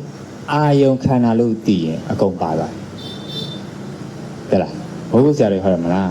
ခွေးမဟောင်တဲ့ခန္ဓာကိုရှုရမှာဒီခွေးကြိုက်တဲ့ဖောင်ကြီးကိုရှုရမှာမဟုတ်ဘူးဒါပေမဲ့ဒါကြီးကိုရှုလို့မရဘူးလားဆိုတော့ရတာပေါ့ဟုတ်နော်အဲ့တော့ဘယ်လိုရတာလဲဆိုတော့သူ့ရဲ့ဖြစ်စဉ်သဘောတဘာဝအနတ္တသူ့သဘောအမှန်ကိုနားလည်အောင်လုပ်ရင်တို့နားမလည်နေတဲ့အယူမှားတွေဟာပယ်သွားလိမ့်မယ်သူ့ပေါ်မှာသာအယူမှန်တယ်ဆိုလို့အယူမှန်အောင်သာပိုင်းခြားသိလိုက်တို့တွေဟာတို့ဒီလိုပေါ့ပထမတော့ဒီလူတယောက်ကိုကြည့်တော့ဟာဒီလူတယောက်ကစိတ်ရင်းမကောင်းဘူးတရားအကောင်ကိုကတေချာပေါင်းမကြည့်သေးဘူးသူ့ရဲ့ပုံစံကိုပဲကြည့်ပြီးတော့အစင်မပြေဘူးလို့ပဲဒီဘက်ကနေသူ့ပေါ်မှာအယူဆတွေမျိုးမျိုးလုပ်နေတာတကယ်လည်းကြည့်ကြဟာဒီလူတယောက်ကတကယ်ကိုတမတမဲကြတယ်အယူဆတွေမှန်ပါလားလို့ပြောတော့ကိုယ့်ဘက်ကသူ့ပေါ်မှာမြင်တဲ့အယူပြောင်းမသွားဘူးလားတို့ကအဲ့ဒီအယူဆလေးပဲတရားဆိုတာလေအယူဆလေးပဲအဲ့ဒီအသိပညာတွေကိုရဖို့အတွက်ကိုတို့ကဘာလုပ်ရသေးလားလိုအပ်ချက်ရတရားထိုင်ရတာရှိတယ်သူကတမာတိနဲ့သွားတယ်ဆိုတမာတိဆိုတာတည်ငြိမ်နေမှတဲ့မလားမျက်ခုံးလေးတစ်ချက်တောင်မလုံနဲ့တမာတိတကယ်ကိုတမာတိနဲ့သွားတဲ့ခါကျရင်နိုင်ရှိတယ်မလို့လားလို့တယ်သူအဲ့ဒါကြောင့်သူကနိုင်ရှိတယ်လို့သွားတယ်သူတမာတိအားကောင်းမှုအတွက်ဟုတ်တယ်တမထနဲ့သွားတဲ့ခါကျတို့ကအတုကတွေအယိုးစုနဲ့သွားတဲ့ခါမှာတို့လည်းနမိတ်တွေဖော်ရတယ်ကိုယ်ခန္ဓာကိုယ်အပုပ်ပွားကာယကြမဟုတ်ကြောင်းတွေကိုအာယုံပြုရတော့အယိုးစုတွေအတုကတွေမရှိရဘူးလားသူ့ရဲ့ကမ္မထမ်းအရာလိုအပ်ချက်အရာလောက်ရတာအဲ့ဒါကကြတော့လိုအပ်ချက်အရာလောက်ရတာတို့တွေစီးပွားရှာတယ်တယောက်တယောက်စီးပွားတူရလားမတူလိုရင်းကပါတယ်ဒါပဲတို့တရားလုပ်တဲ့သူတွေကလိုရင်းပြောက်သွားတယ်တို့တကယ်လိုနေတာဉာဏ်အလင်းတွေအတိဉာဏ်တွေရဖို့အဲ့ဒါလိုရင်းပွားဟုတ်နော်အဲ့ဒီလိုရင်းပွားကိုရောက်ဖို့အတွက်တို့တွေကအလုပ်တွေမတူသလိုပဲဘိုးဘုဆရာတော်ကြီးနီလန်းသွားလဲဆရာတော်ကြီးရဲ့နီလန်းနဲ့တန်းနဲ့သွားလို့ရတယ်အင်းကူစာနဲ့သွားလို့ရတယ်ကြိုက်တဲ့နီလန်းနဲ့သွားကြိုက်တဲ့ဣရိယာပုတ်နဲ့သွားအဲ့ဒါအားလုံးဒီလိုရင်းမဟုတ်သေးဘူးလိုရင်းရောက်ဖို့အတွက်လုပ်ရတဲ့ခြေကံအချက်လက်တွေဒါပေမဲ့တို့တွေကအဲ့ဒီအခြေခံအချက်လက်တွေမှာပဲတယောက်နဲ့တယောက်ဟာတရားအားထုတ်ရင်းနဲ့ကိုအစင်မပြေမှုတွေအများကြီးဖြစ်နေကြတာဟာတို့တွေကအယူဆမတူသေးလို့ပါဟဲ့လားအယူတူသွားပြီဆိုရင်ရသွားတယ်အားလုံးကတို့အားလုံးလိုချင်နေတာဒီတွေ့တာမှုတွေသမှုတရားတွေကိုဖယ်ရှားဖို့ပဲဒီတိတရားတွေကိုယ်ဒီရရှိဖို့ပဲဆိုတော့တို့ဒီအရိယာတွေဖြစ်လာရင်အယူတွေတူသွားကြပြီလေအဲမို့ဆိုရင်သူနီးကိုနီးနဲ့သူ့ဖုံးကြီးကိုဖုံးကြီးနဲ့ပဲတို့တွေရွာလည်နေကြတာတကယ်တော့အဲ့ဒါတွေကတို့တွေအစွဲကိုဖြုတ်ချင်တာမလားလောဘဒေါသတွေအစွဲတွေဖြုတ်ချင်တာဒါပေမဲ့တရားအရင်တုန်းကမစွဲဘူးကျောင်းတွေဖုံးကြီးဘာဖုံးကျောင်းလည်းမတော်တရားလည်းမကျင့်ဘူးလေတရားလဲကျင့်တဲ့ခါကျမှဖုံးလဲဆွဲတယ်ကျောင်းလဲဆွဲတယ်နီလန်းလဲဆွဲတယ်ယောဂီလဲဆွဲအဲ့ဒီမှာပါတီတွေလဲကိုယ်တယ်ဒါဟာဘာကြောင့်ဒါဟာနော်တရားလောကမှာဖြစ်ဖြစ်တာရှိတဲ့သဘောတရား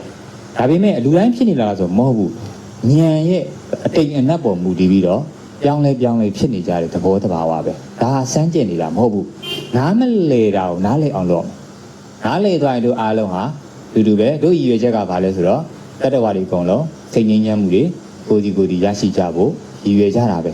အဲ့ဒီရည်ရွယ်ချက်ရောက်ရင်ပြီးသွားပြီအဲ့ဒီရည်ရွယ်ချက်မရောက်တဲ့ခါကျတော့တယောက်အဆင်ပြေမှုတွေကသာသနာမှာအများကြီးရှိနေတယ်အဲ့တော့ဦးဇင်းတို့တရားစားကျင့်ကြတဲ့ကလူ့ဘဝမှာတွေကဒီလက်ဖိတ်တိုင်ထိုင်ပြီးတော့မှတော်ကီပွားရတာညင်းရခုံရတာနီးလန်းနေအဲ့လိုမျိုးတွေနဲ့ပါတယ်ဦးဇင်းကြတော့ဂျားတွေကဖြန့်ဖြည့်ရေးပေါ့ဖြန့်ဖြည့်ရေးဆိုတော့ကိုကနီးလန်းအကုန်ကျင့်ဘိုးကုတ်ဆိုလဲကျမ်းပြီဆိုမှအဲ့ဒီတိန်းဆိုလဲကျမ်းပြီအကုန်ကျမ်းပြီဒိဋ္ဌိကျဲဆိုမှတော့ကျင့်အဲ့တော့အကုန်လုံးကနောက်ဆုံးကြတော့ဗာလဲဆိုတော့တို့တွေအားလုံးကသူနီးသူဟန်နေတော့အကုန်လုံးကတော့ပြီးကြတာပဲဆရာတော်ကြီးတွေသူတို့ကျင့်ခဲ့တဲ့နီးလန်းပေါ့နော်တို့တွေနဲ့ကြိုက်တာမကြိုက်တာတွေဖြစ်နေတာဖြစ်တော့ကျင့်တာကြာလာတော့မကြိုက်လဲကျင့်တာကြာလာတော့တို့ကိုကျင့်တဲ့အရာပေါ်မှာတော့ဗာလဲဆိုတော့ကိုမရပြင်မဲ့လဲဒီပေါ်မှာကိုတော့အသားကျသွားတော့အဲ့ဒီဟာကိုပဲယူပြီးတော့တို့တွေစကားပြောကြတဲ့အခါမှာအစင်မပြေမှုတွေမျိုးမျိုးဖြစ်ကုန်ကြဉာဏ်ဖြစ်တယ်ဆိုရင်ဘယ်နည်းမှမရှိတော့အားလုံးကမြတ်စွာဘုရားရဲ့နိလန်းနေကြီးပဲအဲ့တော့ဘာမှငင်းခုန်စရာတွေအစင်မပြေစရာတွေမရှိဘူးအဲ့ဒါမှတို့တရားအားထုတ်တယ်ဆိုတာကိုပတ်ဝန်းကျင်ကကြည့်ရင်အစင်ပြေမှာပေါ့အခါလေးမှာတရားအားထုတ်တဲ့အခါမှာတို့ပတ်ဝန်းကျင်ကိုကြည့်ဖို့လေလို့တို့တရားသမားချင်းချင်းကငင်းခုန်ပြီးတော့ကမောက်ကမတွေဖြစ်နေကြရင် တရားမလုပ်တဲ့သူတွေကဒီတရားဟာကျင့်နေတဲ့တရားတွေကျင့်နေကြပြီးတော့ဒီလိုတွေဖြစ်နေကြသလားဆိုတဲ့အမြင်ဟာအဝင်းချင်းကိုပါအကုသို့ဖြစ်စေတယ်သူတို့ဟာဒီတရားဟာတို့အားကိုးရတစ်ဆက်ဟုတ်ပါမလားအခုကလေးတွေဆိုရင်တို့တွေဒီလောက်ဗုဒ္ဓဘာသာတွေကိုယ်ကိုယ်ဖုံးကြီးလည်းအများကြီးရှိတယ်တရားတွေပေါ်လည်းအများကြီးလုပ်နေတဲ့ဒါနဲ့ဘာဖြစ်လို့တို့နိုင်ငံမှာစစ်ဖြစ်နေတာလဲဘာဖြစ်လို့တို့နိုင်ငံမငြိမ်းချမ်းတာလဲပေါ့ဟုတ်နော်အဲ့တော့ဘာဖြစ်လို့သူတို့ကအယူဆတွေမှားသွားပြီတို့ဗုဒ္ဓဘာသာဆိုတာဒီတရားတွေဟာမြတ်စွာဘုရားနီးလန်းတွေကတကယ်ရောအားကိုးရဟုတ်ပါမလားလို့တန်တရားတွေဖြစ်ပြီးတော့မှတခြားနီးလန်းတွေကိုကိုယ်ကိုယ်ပြီးသွားကြတာတွေကဘာမှအများကြီးပဲအဲ့ဒါကို2022ခုလေအဲ့ကလေးတွေကိုပြန်ပြီးတော့မှအသိပညာတွေပြန်ပေးရတာနော်အဲ့ဒါဘာလဲဆိုတော့သူတို့တွေကဘာကြောက်သွားလဲဆိုတော့နံပါတ်1သူတို့တွေကဒီခုခေတ်ကပညာခေတ်ဖြစ်တဲ့တို့တွေကျင့်တယ်လို့တွေတောတဲ့တောင်တဲ့တွေမှာစိတ်ဝင်စားဟုတ်လားဉာဏ်ပညာသွားကြနောက်တစ်ခုကဘာလဲဆိုတော့အေးတဲ့နီလန်းပေါ့နီလန်းကဒီခေတ်ကာလကလေးတွေနဲ့ပေးရတာဟာနီလန်းတွေဟာသူကပုံစံတွေပြောင်းပြီးတော့ပေးရတယ်လိုရင်းတော့ပျောက်လို့မရဘူးပုံစံတော့မတူအားကြောင့်မလို့တရားဟောတဲ့ခါဦးဇင်းတို့တတ်နိုင်လို့လူတွေရဲ့အရာအလုံးပြည့်စုံတဲ့ရှုထောင့်နော်အရာခက်တဲ့ငြိမ်းချမ်းစေတဲ့ရှုထောင့်ကနေဟောတယ်မြန်မာလိုအတတ်နိုင်လို့ဘာသာပြန်ပြီးတော့ဟောတယ်ဟုတ်လားဒါတော့သူတို့ကရှုပ်ထွေးနေလို့မရဘူးပေါ့နော်ပြီးတော့မှသူကပြန်ပြီးတော့သူတို့ဇက်ရည်လေသွားပြီဆိုမှပါဠိလေးနဲ့ပြန်ညှက်ပြီးတော့သွားတာပဲအဲ့တော့ဘာပဲဖြစ်ဖြစ်ပေါ့တို့တွေလိုရင်းဟာဘုရားဟောနဲ့ကြရမယ်တကယ်ကိုလက်တွေ့ဆန်ရမယ်လက်တွေ့ဆန်တယ်ဆိုတော့မြတ်စွာဘုရားတရားတွေကချက်ချင်းလက်ငင်းအကျိုးခံစား권ရှိတယ်အဲ့ဒါကိုကိုယ်တိုင်တို့တွေအခုကျင့်ပြီးပြီးမှာပေါ့ဟုတ်လားမလားကျင့်ပြီးပြီးမှာဆိုအခုလည်းကျင့်နေတာပဲပေါ့ဟုတ်ပြီအဲ့တော့အခုလောလောဆယ်မှာတို့တွေကအဲ့တော့အဲ့လိုပဲအမေကိုတွေးလိုက်လို့အမေပေါ်လာတယ်အဲ့ဒါအရေးလားအကောင်လားလို့မေးလိုက်ရင်အရေးကြီးပေါ့နော်အမေမဟုတ်ဘူးဒါပေမဲ့အဲ့ဒီနေရာမှာရက်ထားလို့ရှိရင် तू ကမရဘူးတရားဟောတဲ့နေရာမှာ तू ကညှိတယ်ဘာလို့ကလဲဆိုတော့ तू ခန္ဓာပျောက်သွားခန္ဓာကိုပြရမှာဟုတ်နော်ခန္ဓာကိုပြတော့အဲ့ဒီပေါ်လာတဲ့တရံတူပုံရိပ်ကိုမသိဘူးလားသိတယ်သိတာကစိတ်အတိခံရတဲ့တရံတူပုံရိပ်ကအာယုံအဲ့ဒီမှာအာယုံနဲ့စိတ်ဘေးကနေစေတသိက်ဆိုတဲ့ဝေဒနာပညာသင်္ခါရကိုစေတသိက်လို့ခေါ်တယ်သိတတ်တဲ့သဘောကိုစိတ်လို့ခေါ်တယ်အဲ့ဒါနာမ်ခန္ဓာ၄ပါးအာယုံဓမ္မယုံရုပ်နဲ့ဆိုတော့ဘယ်နှပါလဲ၅ပါးခန္ဓာ၅ပါးအတန်လေးကိုသိတယ်ပေါ့သိလိုက်ပြီဆိုတော့လည်းသိတာကစိတ်သူတငယ်ချင်း၃ကောင်ကစေတသိက်ပေါင်းလိုက်တော့နာမ်ခန္ဓာ၄ပါးအတိခံရတဲ့အတန်ကကြတော့အာယုံရုပ်အဲ့နော်အဲ့တော့ယုံနံဆိုတာဟဲ့လားဟုတ်တယ်အဲ့လိုယုံနံနေဆိုတော့အဲ့ဒီထဲမှာယောဂီတွေနဲ့လူတော်ထဲမှာကျင့်ရတဲ့ခါမှာကြားကမြင်ကအဲ့ဒီယုံနံတွေကိုလုံးဝတရားရကန်တုံးရှုဖို့မစင်စားနဲ့မလွယ်သေးဘူးဘာလို့တရားလောလောဆယ်အပေလေးပုံကိုကြားစီတဲ့အရာတစ်ခုဒါလည်းတို့တွေပိုင်ပိုင်နေဖြစ်အောင်လုပ်ပြီးတော့မှဖြည်းဖြည်းနဲ့တွေ့တာမှုတွေရောနေသူ့ရဲ့ level အလိုက်သောတာပန်တဂရကံမှာကြီးလေသားလေဒုနဲ့ဒီပဲမောနဲ့တိုက်လို့မကုန်ဘူးဟုတ်လားအများကြီးမကုန်နိုင်ဘူး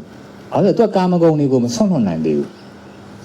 သောတာပန်တယောက်နေနဲ့အပေလေးပုံသာလွတ်သွားတယ်အိမ်တော်မှုသားမှုတွေတာယာစရာတွေအများကြီးရှိနေတော့မယ်တဂရကံတယောက်နေနဲ့တာယာစရာတွေပုံမှာသူကမတာယာခြင်းတော့ဘူးဒါဟာတာယာစရာအစ်စ်တွေမဟုတ်ဘူးတာယာစရာလို့ထင်ပြီးလိုက်ခဲ့တဲ့မြတ်ဟာဒုက္ခတွေကြီးပဲဆိုတော့တာယာမှုတွေကနေဒုက္ခတွေကိုမြင်နေရှုတောင်းကနေသူကပြန်မြင်သွားတော့ခေါင်းပါတဲ့အနေထားကိုရောက်သွားတယ်အဲ့ဒီဟာတထင်္ဂါလေးရောက်တာလည်းရှိတယ်တထင်္ဂါကနေပြီးတော့လုံးဝအပြီးရောက်ကိုယ်စိတ်မှာဘယ်တာယာစရာတွေကိုမှတာယာစရာအနေနဲ့ရှုမြင်မနေတော့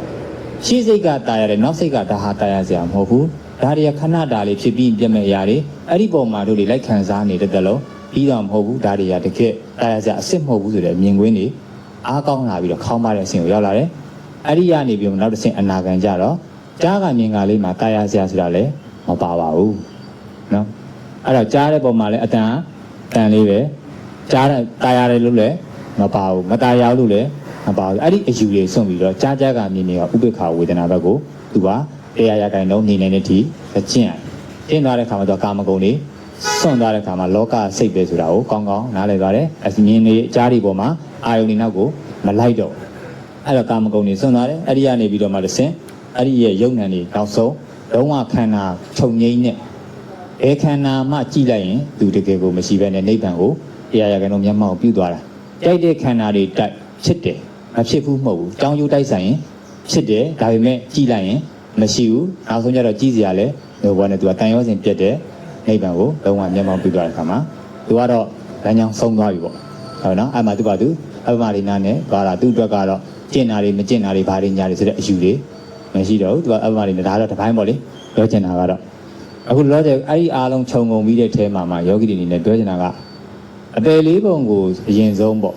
လွန်မြောက်မှုနဲ့ကိုယ့်ဘဝထဲမှာဘယ်လိုနေထိုင်ရမလဲဆိုတာကိုအရင်ဆုံးရဖို့အရေးကြီးတာကြီးတာအဲ့တော့ခုနပြောတဲ့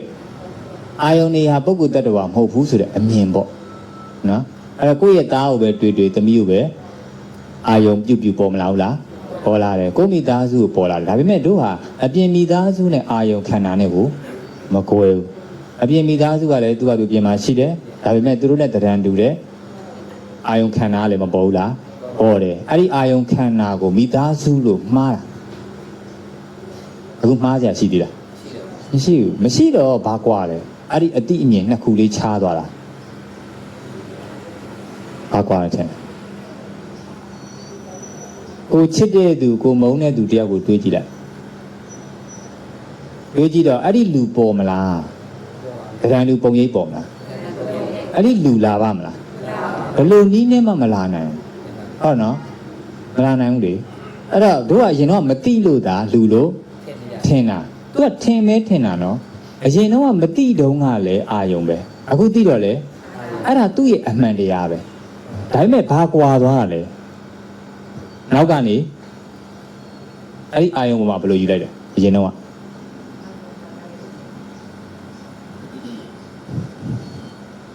ကိုမေကိုတွေးလိုက်တဲ့အခါမှာအရင်တော့မပေါ်ဘူးလားပေါ်တယ်အရင်တော့ဘယ်လိုယူလဲ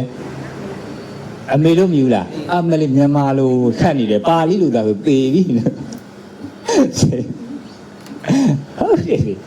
လက်အရန်ကိုလွယ်ကူလုံးအားကြီးတာကိုဘာဖြစ်လို့အဲ့လိုမျိုးပေါ့ခတ်သွားတာလဲဆိုတော့လေမယိုးရှင်းနေလို့ပြောတာကိုယ့်ရဲ့မိသားစုသားသမီးမရှိလားရှိတယ်တွေးကြည့်လိုက်အရင်တော့မပေါ်ဘူးလားပေါ်တယ်ဟုတ်ပြီအဲ့သားသမီးကအရင်တော့ပေါ်တယ်ပေါ်တော့အရင်တော့သားသမီးအကောင်လိုက်လာသလားဒီလိုပဲအာယုံပဲလာတာအဲ့ဒါကိုအရင်တော့ဘာနဲ့မှားလဲအားသမီးနဲ့မှားတာလေဒါပဲလေအခုတော့မှားလို့ရပြီလားအေးအဲ့ဒီအမှားအမှန်ပြင်သွားတာဒါဟုတ်တရားလို့ပြောတာဒါပဲအရှင်းရှင်းလေးပဲနော်အရင်ရိုးရှင်းတော့တို့တွေကပါဆိုတော့အရန်ကြီးအကြီးတွေကိုမှန်းထားတဲ့ခါကြတော့လေကိုနားမှာပဲအတလိမ့်လက်တလိမ့်ရိုးရှင်းလုံးအားကြီးကိုတို့ပျောက်သွားလားတကယ်တော့တခါလေကြာရင်လေတို့အနားမှာအဖြေရှိတယ်ဒါပေမဲ့တို့ကြော်သွားတာအလိုတွေကတအားကိုကြော်သွားတဲ့ခါမှာကိုနားမှာဖြေရှင်းလိုက်လို့ရှိရင်ဆိုပါတော့ဒီနားလေးဒီဟာလေးတစ်ခုဖြေရှင်းလိုက်လို့ရှိရင်3,500ရမယ်ပေါ့ဒါပေမဲ့အဲ့3,500လိုချင်တဲ့အလိုကများသွားရင်ဘာဖြစ်သွားလဲကြော်ပြီးတော့အဲ့ဒါလေးကိုတကယ်ရမယ့်ဟာကိုမမြင်တော့ဘဲနဲ့ကြော်သွားတဲ့ခါကျတော့အဲ့ဒီမှာဆုံးရှုံးမှုတွေဖြစ်သွားတာအဲ့ဒါဟာတို့တွေရဲ့အလိုတွေတွေးရည်လွန်သွားလို့အဲ့ဒါပြဿနာအဲ့ဒါအခုနပြောလို့ပေါ့အမေတွေးလိုက်တယ်အမေပေါ်တယ်အရင်တော့ကလည်းအာယုံပဲအခုလည်းအာယုံပဲဘာကွာသွားလဲဆိုအမေတော့အရင်တော့ကပုဂ္ဂိုလ်တ attva အမေလို့ယူတယ်ယောက်ျားမိန်းမလို့ယူတယ်ပုဂ္ဂိုလ်တ attva လို့ယူတယ်အဲ့ဒီအယူတွေကအယူမှားတွေအခုကျတော့အယူမှန်တဲ့သွားတဲ့ခါကျတော့အာယုံခန္ဓာ၅ပါးပေါ်လာယူငါတို့ကအမေလို့ပုဂ္ဂိုလ်တ attva လို့သွားရတော့ပုဂ္ဂိုလ်တ attva ဆိုတာမရှိဘူးခန္ဓာ၅ပါးမြင်အောင်ကြည့်ရုပ်နဲ့မြင်အောင်ကြည့်လို့ပြောတော့ဘယ်ကရုပ်နဲ့ဘယ်ကဘာမှန်းကိုမသိအခုပြောပြဟုတ်ပါဘယ်လိုဒီနေရာစရှင်းအောင်အမလေးစိတ်ထဲကိုတရားအတွေးတွေမထည့်နဲ့ရိုးလေးပဲတရားဆိုတာတို့ကတရားလို့တွေးလိုက်ရင်ကိုအကြီးဖြစ်သွားတာအဲ့ဒါဘာလို့တို့မီယိုးခလာလေဟိုးရင်တဲ့တို့တွေဖေးတွေမီတွေဖိုးတွေဖွားတွေတဲ့တင်မလားတရားဆိုရင်တို့ကတမျိုးကိုတွေးထားတာပေါ့ဘောင်းတစ်ခုတည်းကိုရောက်တာတကယ်တော့မဟုတ်ဘူးတို့တွေတရားဆိုတာဒီဉာဏ်လေးပဲအသိဉာဏ်လေးပြောင်းလဲပလိုက်တာပဲပြောင်းလဲလိုက်စိတ်တွေကလည်းပြောင်းလဲသွားတာလောဘဒေါသတွေများတဲ့စိတ်ကနေနေတဲ့စိတ်တွေပြောင်းလာတယ်နောက်ဆုံးကင်းတဲ့စိတ်ကိုပြောင်းလဲသွားတယ်ဒါပဲများရင်ပူလောင်မယ်နည်းရင်ရဲသလောက်အေးချမ်းမယ်ဒါပဲဒီတော့ကိုတို့တွေအသိဉာဏ်လေးပြောင်းလဲရအဲ့ဒီအသိဉာဏ်လေးပြောင်းလဲဖို့တော့ကိုယ့်အကူပြောင်းလဲလို့မရဘူးဆရာကောင်းသမားကောင်းရှာရဒါပဲဆရာနဲ့တွေ့မယ်တို့တွေတရားနာနိုင်မယ်ဆိုရင်အသိဉာဏ်လေးပြောင်းသွားမယ်အသိဉာဏ်ပြောင်းရင်လောဘဒေါသမောဟစိတ်တွေလည်းကြောတာနေကင်းတဲ့အထိကိုပြောင်းလဲသွားမယ်အဲ့ဒီခါကျရင်ကိုယ့်ရဲ့အလုပ်နဲ့ရှင်တွဲပြီးစိတ်ကအေးချမ်းတယ်ကိုယ့်ရဲ့အလုပ်ကိုလည်းကိုယ်လုပ်လို့ရတယ်ဒီနားလေးပါဒီရဲ့ရိုးရှင်းအောင်ဘယ်လိုရှင်းပြဒီလားလေးတွေပဲနော်ပွိုင်ကလေးတွေဖမ်းလိုက်ပြီးပါအဲ့ဒီမှာခုနပြောသလိုဟုတ်ပြီအဲ့ဒီတန်ရောစင်တွေပြအောင်ပူလောင်မှုတွေကြည့်အောင်ဘယ်လိုလုပ်မလဲတို့တန်ရောစင်တွေဖြတ်မယ်တန်ရောစင်ဟာဖြ ချက်တယ်ဆိုတာကတို့တွေတိထားတယ်လို့ပဲတရားကျင့်လို့ရှိရင်ဖုံးဝဲမှာတိလားရှင်ဝဲမှာတရားစခန်းသွားမှာအကုန်စွန့်မှာမဟုတ်ဘူးနော်ငါတို့ကအဲ့လိုမျိုးမတိခဲ့လို့အဲ့လိုစွန့်မှာရမယ်ထင်ပြီးအကုန်စွန့်ကျင်တာဒါပေမဲ့လူတွေဘလို့မှအဲ့ဒါလိုက်လို့ကမလွယ်ကူနေဘူးလုံနိုင်တဲ့သူတွေရှိကောင်းရှိမယ်ဒါပေမဲ့မလွယ်ဘူးဟုတ်လားလုံတိုင်းလည်းရတာမဟုတ်ဘူးနော်သူ့ရဲ့အကြောင်းတရားတွေပြည့်စုံမှာရတာအဲ့လိုလုပ်လို့ရမယ်ဆိုရင်ဟိုခရုတ်ကလေးထွက်သွားမှာအကုန်လုံးထောက်ဝင်ရရောမဟုတ်ဘူးသူထွက်သွားတိုင်းလည်းရတာမဟုတ်ပြန်အဲ့တော်တော်လေးကိုသူကအကြောင်းပြည့်စုံမှာရတာအဲ့တော့ညင်ကောင်းတဲ့သူကတော့ဆရာကောင်းရှာလိုက်ပြီးတာကိုယ်နဲ့ကြိုက်မယ်အန်ကြိုက်မယ်ဆရာသမားကိုဒီနာလေးတော့လိုက်ပြီးတော့ရှိလာအဲ့ဒီဆရာကိုမဆွဲနဲ့သူ့ကိုဆွဲလိုက်ရင်နောက်ဆရာတကူကိုယ်နဲ့ကြိုက်မယ်ဆရာတကူရှာတဲ့အလုပ်ကိုမလုပ်တော့ရှာတာဆိုတာကိုယ်နဲ့လီလန်းကိုကြိုက်ဖို့ပဲရှာတာအမြဲတမ်းကြီးအဲ့လိုပဲရှောက်ရှာနေရမဟုတ်ဘူးတရားလီလန်းရပြီကိုယ်နဲ့အံဝင်ရဖြစ်ပြီဆိုအဲ့ဒီဟာဒီဇိုင်းမမှန်အားထုတ်တဲ့အချိန်မှာအားထုတ်ရတယ်လုပ်ရတယ်ပေါ့နော်အခုလိုဟောရင်ပြောရင်လည်းမှကိုခီးလန့်မဆုံးဘူးဆိုရင်တွေ့တာမှုတွေကြံလေးတွေဆိုရင်ကြံနေတဲ့တွေ့တာမှုတွေကိုတို့တွေကထပ်ပြီးတော့ဖယ်ဖို့တော့မပွားဘူးလားပွားများထုတ်တာထပ်လုပ်တာအဲ့ဒါကကြံနေသေးလို့လိုအပ်ချက်ရှိနေသေးလို့အဲ့လုပ်တာဒါပေမဲ့အဲ့ဒါကနောက်ကိစ္စအခုလောလောဆယ်မှာကိုပါတီဘယ်လောက်ရင့်နံလဲဆိုတာကိုဒီတစ်ချိန်မှာပဲရအောင်လုပ်မယ်ဆိုတဲ့ကရာစိတ်ကိုအပြည့်ထည့်ရမရတာတော့နောက်ပိုင်းပေါ့ဟုတ်မလားအဲ့တော့အခုအနေနဲ့လောလောဆယ်မှာအာယုံခန္ဓာတွေမှာရှုရအလွယ်ဆုံးဒီအဲ့ဒီအကောင်လိုက်တွေပေါ်နေတယ်အရာတွေကအရင်ဆုံးရှုရတာဘိုးလွယ်တယ်ဘိုးလွယ်တော့တို့တွေတေကန်ကြီးမှလည်းလိုပဲတားမျောသမီးမျောပြီးတော့မမျောဘူးလားမျောတဲ့သူတွေမရှိတွေ့ဘူးတယ်မလားတွေ့ဘူးတယ်အဲ့ဒီမှာတားဆွဲသမီးဆွဲတဲ့တို့တွေကမကျွတ်မလို့တွေဖြစ်ကြတယ်ဆိုတာကြားဘူးလားပဲလေဟုတ်တယ်အဲ့တော့တားဆွဲသမီးဆွဲဆိုတာသူတို့သာဆွဲအဲ့ဒီစိတ်ကဆွဲလန်းပြီးတော့တားတဲ့သမီးတွေမပေါ်နေဘူးလားတေကန်ကြီးမှအာယုန်နေနဲ့လာပေါ်တာသူကသိရမလားပေါ်တဲ့ချိန်မှာသူ့မှာအဲ့ဒီဟာပေါ်မှာတားတဲ့သမီးတွေပေါ်မှာဆွဲလန်းမှုတွေ့တာမှုဖြတ်မဲ့နီလန်သူ့မှာမရှိနေဘူးမရှိနေဘူးကဲတို့ဘယ်လိုဖြတ်ကြည့်ဘယ်လိုဖြတ်ဘုဖြတ်ကြံတို့တေတော့မှာပေါ့ဟိုဆွဲတဲ့အရာတွေတားတဲ့သမီးတွေစိတ်မချတဲ့အရာတွေပေါ်မလားလားပေါ်လာတယ်ဘာအနေနဲ့ပေါ်မှာအေးတကယ်အနေနဲ့တော့မပေါ်ဘူးအဲ့လိုဖြတ်မဲ့ညံမပါမရှိတာမတင်လာတာပြောကြအဲ့ဒါကိုတရားမကျင့်လာတာလို့ပြောချင်တယ်တရားကျင့်ပြီးတော့မှဉာဏ်မဖြစ်တာလေဖြတ်เสียမရှိနေဘူးအဲ့ဒါတွေကိုကိုလူခဲ့တဲ့တိမ်လည်းမဟုတ်ဘူးဖျားလည်းမဟုတ်ဘူးဓာတ်လာတာတိမ်လည်းမဟုတ်ဖျားလည်းမဟုတ်ဘူးဟိုမှာပါလဲသားတွေသမီးလည်းမဟုတ်ဘူးမိသားစုလည်းအားလုံးဟာတရံတူစိတ်ကဆွဲပြီးဖြစ်လာတယ်ခန္ဓာ၅ပါးတွေကြီးပဲအဲ့ဒါကိုပေါ်လာတာနဲ့ကိုဉာဏ်ကဒါဟာခန္ဓာ၅ပါးပဲဒါတွေကတကယ်မိသားစုတွေသားတွေသမီးတွေမဟုတ်ဘူးဆိုတဲ့အမြင်က तू ကအဲ့ဒီပေါ်မှာဒိဋ္ဌိပေါ့အယူမှားရင်းမှုကလေအယူမှန်ကိုရှောင်းလဲသွားနောက်တစ်ခုကမြန်မာလူရိုးလေးပြောရရင်တို့ပေါ်နေတဲ့အရာတွေတခုကိုဒီအတွေးတွေကိုမပေါ်အောင်လုပ်လို့မရဘူးခုနပြောသလိုပဲတို့တွေးချင်တယ်တွေးလို့ရတာမဟုတ်ဘူးအမေတို့တွေးလိုက်ပါဆိုတော့အမေမရှိဘဲနဲ့အမေကိုကောက်ပြီးတွေးလို့မရဘူးနောက်တစ်ခုကအမေတို့ဘယ်တော့ပဲပြောဒီအမှတ်တင်ညာကပြက်နေရင်လေမရဘူးဆိုတော့ပြောချင်တာက तू ပေါ်ချင်တိုင်းပေါ်နေတာမဟုတ်ဘူးတို့တွေးချင်တိုင်းလည်းတွေးလို့ရတာမဟုတ်ဘူး तू အကြောင်းကျိုးပြည့်စုံရင် तू ကသူပေါ်လာတာပဲဟုတ်နော်အဲ့တော့တို့ပြောချင်တာကအဲ့ဒီဟာကိုနားလည်မယ်ဆိုလို့ရှိရင်အတွေးတွေကိုပေါ်တော့မပေါ်အောင်မလုပ်နဲ့လို့ပေါ်လာတဲ့သဘောအမှန်ပေါ်ရကောင်းလားဆိုရင်သူ့သဘောကိုနားမလည်လို့ तू ကပေါ်ရရှိရင်ပေါ်မှာပဲကိုမ control လုပ်လို့မလွယ်တာလေပေါ်မှာပဲလက်ခံပေးထားတာတစ်ချက်နောက်တစ်ချက်ကပေါ်လာသမျှတွေကပုဂ္ဂိုလ်တ attva ယောက်ျားမိန်းမတွေပေါ်မှာလားနော်တွေ့တာစရာတွေအနေနဲ့ပေါ်မှာလားဒါမှမဟုတ်အာယုံခန္ဓာတွေလားဆိုတော့အာယုံခန္ဓာတွေတနည်းအားဖြင့်ပြောရင်အရေးလားအကောင်လားမင်းတော့အရေးပေါ့အတုလားအစစ်လားမင်းရင်အတုတွေ့တာစရာလားလို့မင်းရင်တွေ့တာစရာမဟုတ်ဘူးဆိုတာနဲ့ကိုအဲ့ဒီအတွေးတွေချက်ချင်းကိုသူကအကုန်လုံးပြက်ကုန်တန်ရောစင်ပြက်တော့အတွေးတွေကလည်းရက်ကုန်တာပေါ့ပေါ်တော့မပေါ်ဘူးလားပေါ်တယ်ဒါပေမဲ့နောက်မှတန်ရောစင်မပါဘူးအဲ့တော့တန်ရောစင်ပဲဖြစ်တာဟိုခန္ဓာ၅ပါးတွေကတော့တိုက်ဆိုင်နော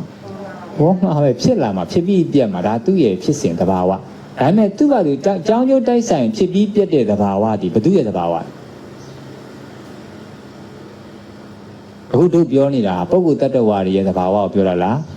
ခန္ဓာ၅ပါးကိုပြောတာလားတို့ကအဲ့ဒါကိုခန္ဓာ၅ပါးရဲ့ဖြစ်စဉ်ကိုမနာမလဲအကြောင်းကျိုးတိုက်ဆိုင်ရင်ခန္ဓာ၅ပါးဖြစ်မယ်ဖြစ်ပြီးရင်ပြောက်သွားမယ်ပြတ်သွားတယ်ပေါ့ဟုတ်နော်အဲ့ဒါခန္ဓာ၅ပါးတို့ကအဲ့ဒါကိုဘာမှားတယ်လဲဆိုတော့ပေါ်ရကောင်းလားဆိုပြီးတော့ကိုယ်အတ္တနဲ့မပေါ်ချင်တာဟုတ်နော်မပေါ်ချင်တော့အတင်းကြီး တားဆီးတာ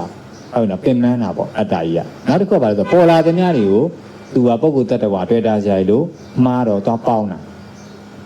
အဲ့တော့မပေါ်နဲ့ဆိုတော့ပယ်ကျင်တာဟိုကပေါ်လာတွေ့တာကြရလို့မှားတော့သွားပြီးတော့ပေါင်းကျင်တာအားကြောင့်သူကသွားပြီးမပေါင်းနဲ့မပယ်နဲ့ဆိုတာကသူ့သဘောအမှန်အားလုံးကိုနားလည်ဖို့အဲ့တော့အဲ့ဒါတွေအကုန်လုံးနားမလည်သေးဘူးဆိုရင်တောင်မှအပြင်ကအမေနဲ့အာယုံခန္ဓာနဲ့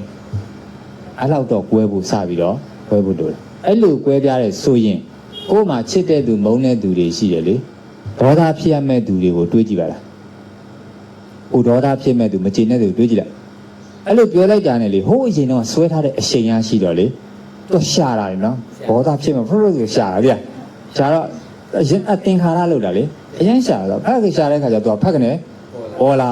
ဒါတော့မိမှာပဲလေကိုမှအများကြီးပဲဒီကောင်းလည်းယူရင်းနေရတာဗျာ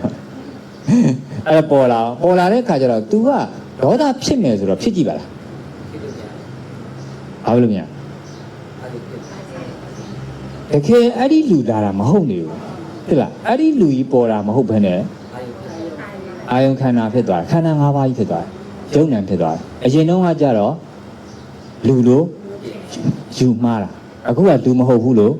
ခန္ဓာ၅ပါးလို့အယူမှန်သွားတာဟုတ်လားအဲ့ဒီအယူစလေးပဲပြောင်းသွားတာအရင်တုန်းကလည်းဒါပဲပေါ်တာပါပဲအခုလည်းဒါပဲပေါ်တာပါပဲနောက်ကအယူမှားနဲ့အမှန်ပဲပြောင်းသွားတာမှားလိုက်တာနဲ့အပေကြဖို့ကပေကြတဲ့လောက်ရှိသွားပြီမှန်လိုက်တာနဲ့အပေလွတ်ဖို့ကလည်းပေကြတဲ့လောက်ရှိသွားပေကြသွားတာပေါ့ပေကြတဲ့လောက်ကိုမဟုတ်ဘူးဒါလေးပဲလားလို့မမေးနဲ့နော်တရားဒါလေးတော့တားနဲ့နေတယ်ကျေပြန့်လုံးအားကြီးတယ်ကျေပြန့်လုံးအားကြီးတဲ့အရာတခုကိုမြန်မာလိုနားလေလွယ်ဆုံးဖြစ်အောင်ဟောပြတဲ့အခါကျတော့နားလေလွယ်ဆုံးနေရာ point ကနေပဲစဟောလိုက်တဲ့သဘောပဲအဲ့တော့ခန္ဓာ၅ပါးကိုမသိအနိစ္စဒုက္ခအနတ္တတွေလည်းရှုမနေနဲ့အဲ့ဒါဘာလဲကြာပုဂ္ဂိုလ်တ attva တွေတားတဲ့သမီးတွေလိုက်ပြီးအနိစ္စဒုက္ခအနတ္တလိုက်ရှုနေတော့ဟုတ်မှမဟုတ်တာဒါကတော့မစုံသေးဘူးပေါ့နော်စုံသေးဘူးအဲ့တော့ဘယ်ခန္ဓာကိုသိသွားရင်ဘယ်တရားနာနာဘယ်မှာကျင့်ကျင်အားလုံးအဆင်ပြေသွားပြီအဲ့တော့တို့မိုးကုတ်ဘက်ကနေသွားပြီးကျင့်ကြည့်အောင်မိုးကုတ်ဆရာတော်ကြီးလမ်းကြောင်းကနော်ဒါကျင့်ကြည့်အောင်ဒါတော့အာရှိယဣနာနေတရာပြောတာနော်အဲ့တော့ပရိစ္ဆသမုပ္ပါကနေကြည့်အောင်ဟုတ်လားအခုကိုယ့်ရဲ့အမေကိုတွေးကြည့်လိုက်တဲ့ခါကျတော့ဒါအမေလားအာယုံခန္ဓာလားသူ့ဟာသူပေါ်လာအကြောင်းကျိုးလားသူပေါ်လာတာကိုပေါ်ပါမပေါ်ပါဆိုပြီးကိုပိုင်သလားလို့မေးတာမပိုင်ဘူးနော်မပိုင်ဘူးဆိုတော့သူသဘောသူဆောင်တိုက်ဆိုင်ရင်ပေါ်လာတယ်အကြောင်းကျိုးတိုက်ဆိုင်ရင်ဖြစ်လာတယ်ပေါ်လာတယ်အဲ့တော့ပုဂ္ဂိုလ်တ attva ဖြစ်တာလားခန္ဓာ၅ပါးလားခန္ဓာ၅ပါးဖြစ်လာအဲ့ဒီသဘောအမှန်ကိုမသိတာကအရင်တော့မသိဘူးလေမသိတော့အမေလို့မယူလားယူတယ်တွေ့တာတယ်မသိတာကအဝိဇ္ဇာမသိတော့မတွေ့ဘူးလားအဝိဇ္ဇာတဏှာအရင်ခံအဲ့ဒါကိုဆွဲဆွဲလန်းလန်းအမေလို့တာရသမီးတို့ဆွဲဆွဲလန်းလန်းဖြစ်ပြီးနောက်ဆုံးအဲ့ဒီပုံမှာပဲကံလေးထပ်မြောက်ပြီးကံလေးမြောက်တယ်ဆိုတာပြုတ်လို့တာတနေ့ပြုလုပ်မှုမှာတော့ကာယကံဝစီကံမနောကံကာယဝစီမနောဆိုတဲ့၃မျိုးပဲရှိတာဟုတ်လားအဲ့ဒီကံတွေတို့တွေထပ်ပြီးပြုလုပ်တဲ့အခါမှာဒီကံဒီမှာကိုယ့်ရဲ့အမေပေါ်တယ်အမေကိုပေါ်တော့အမေမှန်အမေမဟုတ်ဘူးဆိုတာအမှန်ကိုမသိတဲ့အဝိဇ္ဇာဖုံးလိုက်တော့အမေလို့တွေ့တယ်ဆွဲတယ်နောက်ဆုံးအဲ့ဒီအမေကိုစိတ်မချတဲ့စိတ်ကံမနောကံတွေကပြုလုပ်တဲ့အခါမှာအဲ့ဒီစိတ်နဲ့ပဲနောက်ခန္ဓာမကျွတ်မလွတ်တဲ့ဘဝတခုချက်ရအဲ့တော့အတိတ်ကအဝိဇ္ဇာတဏှာဥပါဒံကံ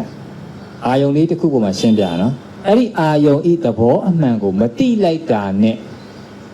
တွေ့တယ်ဆွဲတယ်ပြုလုပ်တယ်အဝိဇ္ဇာတဏှာဥပါဒံကံအဲ့ဒါပရိစ္ဆသုံးဝက်ဆက်ဝိုင်းမှာ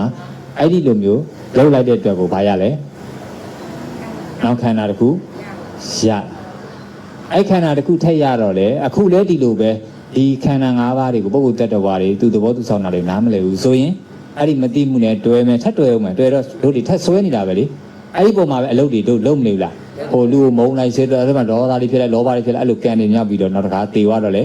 နောက်ခန္ဓာတစ်ခုဒါကတေပြီးမှပြောင်းတဲ့ဘဝတွေကိုပြောတာတကယ်တော့ဒီအာယုံလေးတစ်ခုကိုဒေါသဖြစ်မဲ့သူတရားကိုဖက်ကနေပေါ်တော့အာယုံခန္ဓာမှမသိရင်လူတို့ယူလိုက်တာနဲ့ဒေါသဖက်ကနေဖြစ်တော့အဲ့ဒီမှာတန်းပြီးငရဲကိုကြာတာပူလောင်တာလေအေးပူလောင်တဲ့ငရဲကြာတာဟာအယူမှန်လို့လားအယူမှားလို့လားတဲ့လားအဲ့ဒီမှာခန္ဓာ၅ပါးကိုပုဂ္ဂိုလ်တ attva ယူတဲ့ဒိဋ္ဌိကြောင့်ရင်ထဲမှာလာပူရ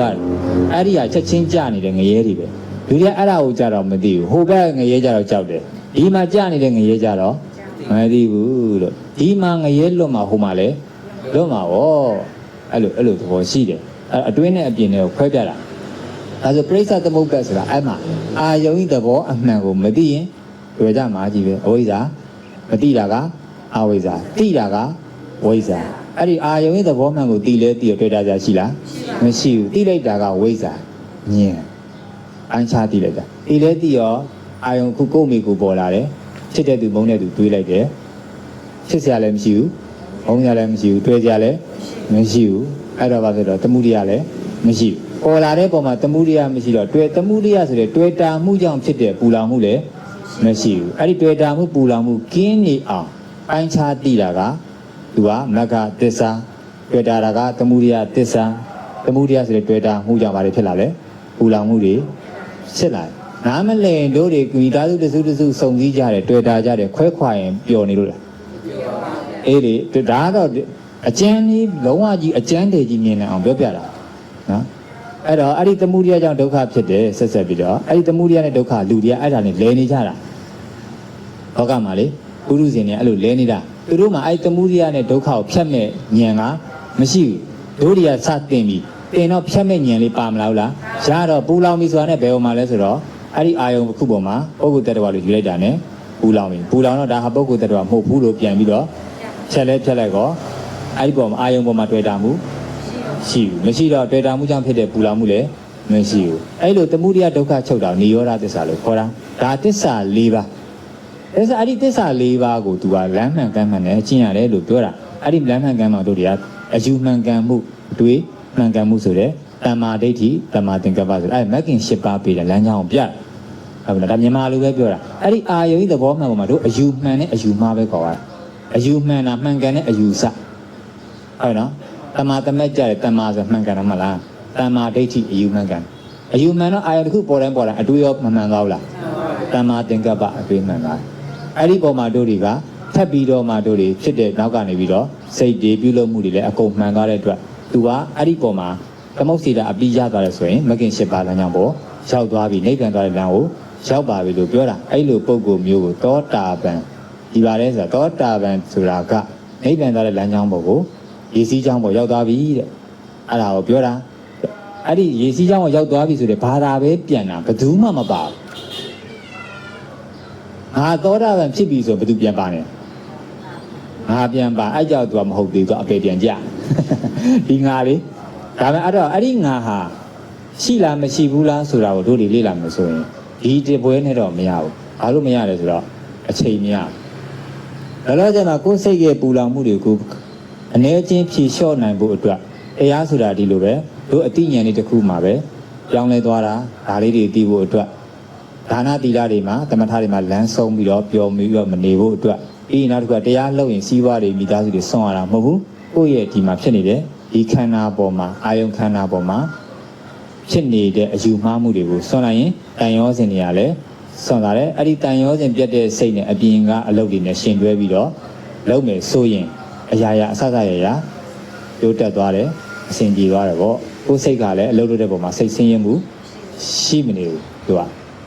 ဒါတွေကတရားဘာကြောင့်အားထုတ်တင်လဲဆိုရင်တော့အရာအလုံးပြီးပြည့်စုံလို့အားထုတ်တင်တယ်လို့ပြောတာ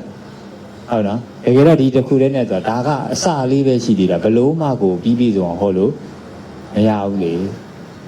ခုပြောချင်တာကုသိုလ်စိတ်နဲ့ကုသိုလ်အာယုံနဲ့တောင်မှဝဲပြဖို့စဟောရတဲ့ခါကျအခြေခံရမ်းကြအောင်စဟောရတဲ့ခါကျတော့ဘလို့မှတရားကိုအဆုံးထိဟောလို့မလိုက်နိုင်တော့အဲ့တော့ဘာဆိုတော့ဥဒုကလည်းမျှတာဖို့လိုသေးတာလေဟုတ်မလားအဲ့တော့လက်ရှိရထားတဲ့ဟာလေးနဲ့ပေါ့ဒီယုတ်ကြီးအကြောင်းခန္ဓာ၅ပါးကိုပြလိုက်တဲ့ခါကျတော့အတန်ကလည်းအတန်လေးပေါ်လာရင်သိတယ်သိတော့အပေါ်ကလည်းခန္ဓာ၅ပါးအာယုံခန္ဓာပေါ်သွားပြီအနံ့လေးပေါ်ရောအနံ့ပေါ်မသိဘူးလားသိတယ်သိတာကစိတ်အတိခံအနံ့ကအာယုံအဲ့ဒါအနံ့မဟုတ်အာယုံဖြစ်သွားတယ်ဟုတ်လားအမြင်လေးကလည်းမြင်တာကိုသိတယ်ဆိုတော့သိတာကစိတ်အတိခံဒီအစင်းကအာယုံနဲ့စိတ်စေတသိက်ခန္ဓာ၅ပါးဟိုပူတယ်အေးတယ်ဆိုရင်မသိဘူးလားသိတယ်သိတာကစိတ်အဲ့ဒီပူတယ်အေးတယ်ဆိုတဲ့အရာတွေကအတိခံရတဲ့အာယုံအဲ့ဒါလည်းခန္ဓာ၅ပါးဒါဆိုရင်တို့ဒီမှာငုတ်တုတ်ထိုင်နေကောင်ကြီးကခန္ဓာရှာစရာရှိလားရှာကြည့်ပါဟုတ်ဒီအရာကြီးခန္ဓာလို့ပြောမှာပေါ့ ကဲလက်ညှိုးထိုးကြည့်ဘဲကောင်းကြီးလဲစားကြည့်ရတယ်စားလေထိလိုက်လို့ရှိရင်အကောင်ကြီးတွေ့လားမာတာတွေ့လားအေးမာတာမသိဘူးလားသိတယ်ဒါဆိုသိတာကစိတ်အတိခံရတဲ့မာသဘောကအာယုဒါအကျမ်းပြောတာနော်ဒါဆိုရင်ဘယ်မှာလဲအကောင်ကြီးအကောင်ကြီးမရှိဘူးအကောင်ကြီးရှိလို့ထင်မနေဘူးလားဘယ်ရထင်တာလဲစိတ်မှာထင်နေတာကတကယ်အကောင်ကြီးလားအရေးကြီးလားစိတ်မှာထင်နေတဲ့အကောင်ကြီးလို့ထင်နေတာကိုမသိဘူးလားသိတာကစိတ်အတိခံရတဲ့အကောင်ကြီးလို့ထင်နေတာကအာယုဒါဆိုရင်အဲ့ဒါအကောင်လားခန္ဓာ၅ပါးပြောပါအဲ့ဒါဘာမှလဲအကောင်ဟုတ်တယ်လေဘလို့ရှာဒီအကောင်ကြီးကိုလက်ညှိုးထိုးပြကြမရှိဘူးလို့ဟုတ်လားလူတွေကစိတ်မှာသာဆွဲနေတာစိတ်မှာဆွဲတဲ့အကောင်တော်မှပဲတကယ်အကောင်ဟုတ်ရလားခန္ဓာ၅ပါးဖြစ်သွားတယ်ဆွဲတာတန်တရားလုံးဆွဲလာတဲ့တော့ကိုမဆွဲနိုင်ဘူးလားဆွဲနေကြိုက်တဲ့လောက်ဆွဲတကယ်အကောင်ကြီးဖြစ်လာမှာလားအေးသူကညံနဲ့မနှောနဲ့နှစ်မျိုးရှိတယ်စိတ်ကသူကတို့တွေကမီးခဲကိုရေလောင်းလိုက်ချက်ချင်းမီးငိမ့်သွားပြီမဲ့လေအငွေ့ရတော့ကြံတယ်လို့ပဲတန်တရားလုံးတို့တွေကငါလို့ဆွဲလာတာဒါကြီးကိုအကောင်လိုက်ကြီးလို့ဆွဲလာတဲ့အရာကဒီတဘွားထဲမှာပဲစဉ်းစားကြည့်အားကြီးတဲ့အခါကျတော့အကောင်ကြီးမရှိဘူးလို့လိုက်ရှာလို့တွေးပြီမဲ့လေစိတ်မှာတော့ဆွဲဆွဲတဲ့ကောင်ရဲ့သဘာဝကိုနားလည်ဖို့သူကဆွဲတဲ့အရှိန်ကြံနေသဘောတရားကိုဒါအဲ့တော့ညံရမ်းကောင်းမှရတာဒါတို့ကဘာလို့တော်တော်လေးအလိုကတအားကြီးတော့လေလုံးဝကြီးကိုစိတ်မှာပြုတ်သွားခြင်းနေပေါ့နော်လုံးဝကြီးမရှိခြင်းဘူးဆိုတော့အဲ့ဒါကကြတော့လုံးဝမရှိဖို့အတွက်ကမရှိတဲ့အနေထားရောက်မှမရှိပါလေလောလောဆယ်မှာကဘလို့ညံနဲ့ဘလို့ပိုင်းခြားပြီးရှာအကောင်ကြီးဆိုတာရှိလားရှိပါဘူးဒါပေမဲ့စိတ်မှာတော့ရှိတယ်လို့မထင်ဘူးလားအဲ့မှာနှစ်မျိုးရှိနေတယ်လို့တို့ကခံစားခြင်းနဲ့သွားပေါင်းပြီးတော့ညံနဲ့မသွားဘူးလေအဲ့တော့နှလုံးသားနဲ့မဆုံးဖြတ်နဲ့အသိဉာဏ်နဲ့ဆုံးဖြတ်လို့ပြောတာတစ်သက်လုံးအသိဉာဏ်အသုံးမချဘူးအခုလေးလာပြန်ပြီဒီမှာကောင်ကြီးလို့ဆွဲနေတာဒီမနှောအိမ်နဲ့သွားမပေါင်းနဲ့သူကတော့မတီတော့ဆွဲထားတဲ့အချိန်ကကြီးတော့ဆက်ဆွဲနေအောင်မှာပဲတီးတလောက်ညံခိုင်မာတလောက်တော့ယော့သွားလိမ့်မယ်နောက်ဆုံးကြရင်လည်းလုံးဝအဲ့အချိန်ကတက်တောက်သွားလိမ့်မယ်ဘလောဆယ်မှာအချိန်ကြံမယ်တကယ်လက်တွေ့ထဲမှာလှုပ်ဆောင်တဲ့အခါမှာအဲ့လိုလက်တွေ့တွေကိုထည့်ပြမှလှုပ်တတ်မှာယောဂီကဒီလိုလေးပြောပြလိုက်လို့မလှုပ်တတ်ဘူးတရားရဲ့နယ်ပယ်ဆိုတာတအားနဲ့နေတယ်ကျေပြန့်တယ်ကြုံတွေ့ရတဲ့အခက်အခဲတွေတော့တပုံကြီးရှိတာအဲ့ဒါကိုဒီရှိကိုသွားရင်ဒီမှာခဲလုံးစူးမယ်လို့တေချာမပြထားဘူးဆိုရင်ယောဂီကမလုံးဝမရှောင်တတ်ဘူးသူတို့ညံတယ်ရှောင်တယ်ဘူးတို့ကအလိုတွေတအားကြီးတဲ့အခါကျတော့အကောင်ကြီးကိုကြိုက်တယ်လို့ရှာဒါကြီးကခေါင်းကြီးပဲလို့ကန်ကြီးလိုက်ခေါင်းတွေ့လားမာတာတွေ့မှာတွေ့မှာတွေ့လားအခေါင်းမှမရှိဒါပေမဲ့ခေါင်းရှိလို့မထင်ဘူးလားဘယ်ကထင်လဲစိတ်ကထင်နေတာပဲရှိတာစိတ်မှာထင်နေတဲ့ခေါင်းကအတွေးပဲမဟုတ်လားစိတ်မှာခေါင်းရှိလို့ထင်နေတာကိုမသိဘူးလားတွေးလိုက်ရင်သိတာကစိတ်အဲ့ဒီခေါင်းရှိတာပဲလို့ဆွဲနေတယ်အထင်ကိုအာယုံဟောအဲ့ဒါဆိုရင်အဲ့ဒါကတို့ဒီတစ်ဖက်ကပြောရင်အရေးလားကောင်းအရေးတကယ်ခေါင်းလားအရေးလား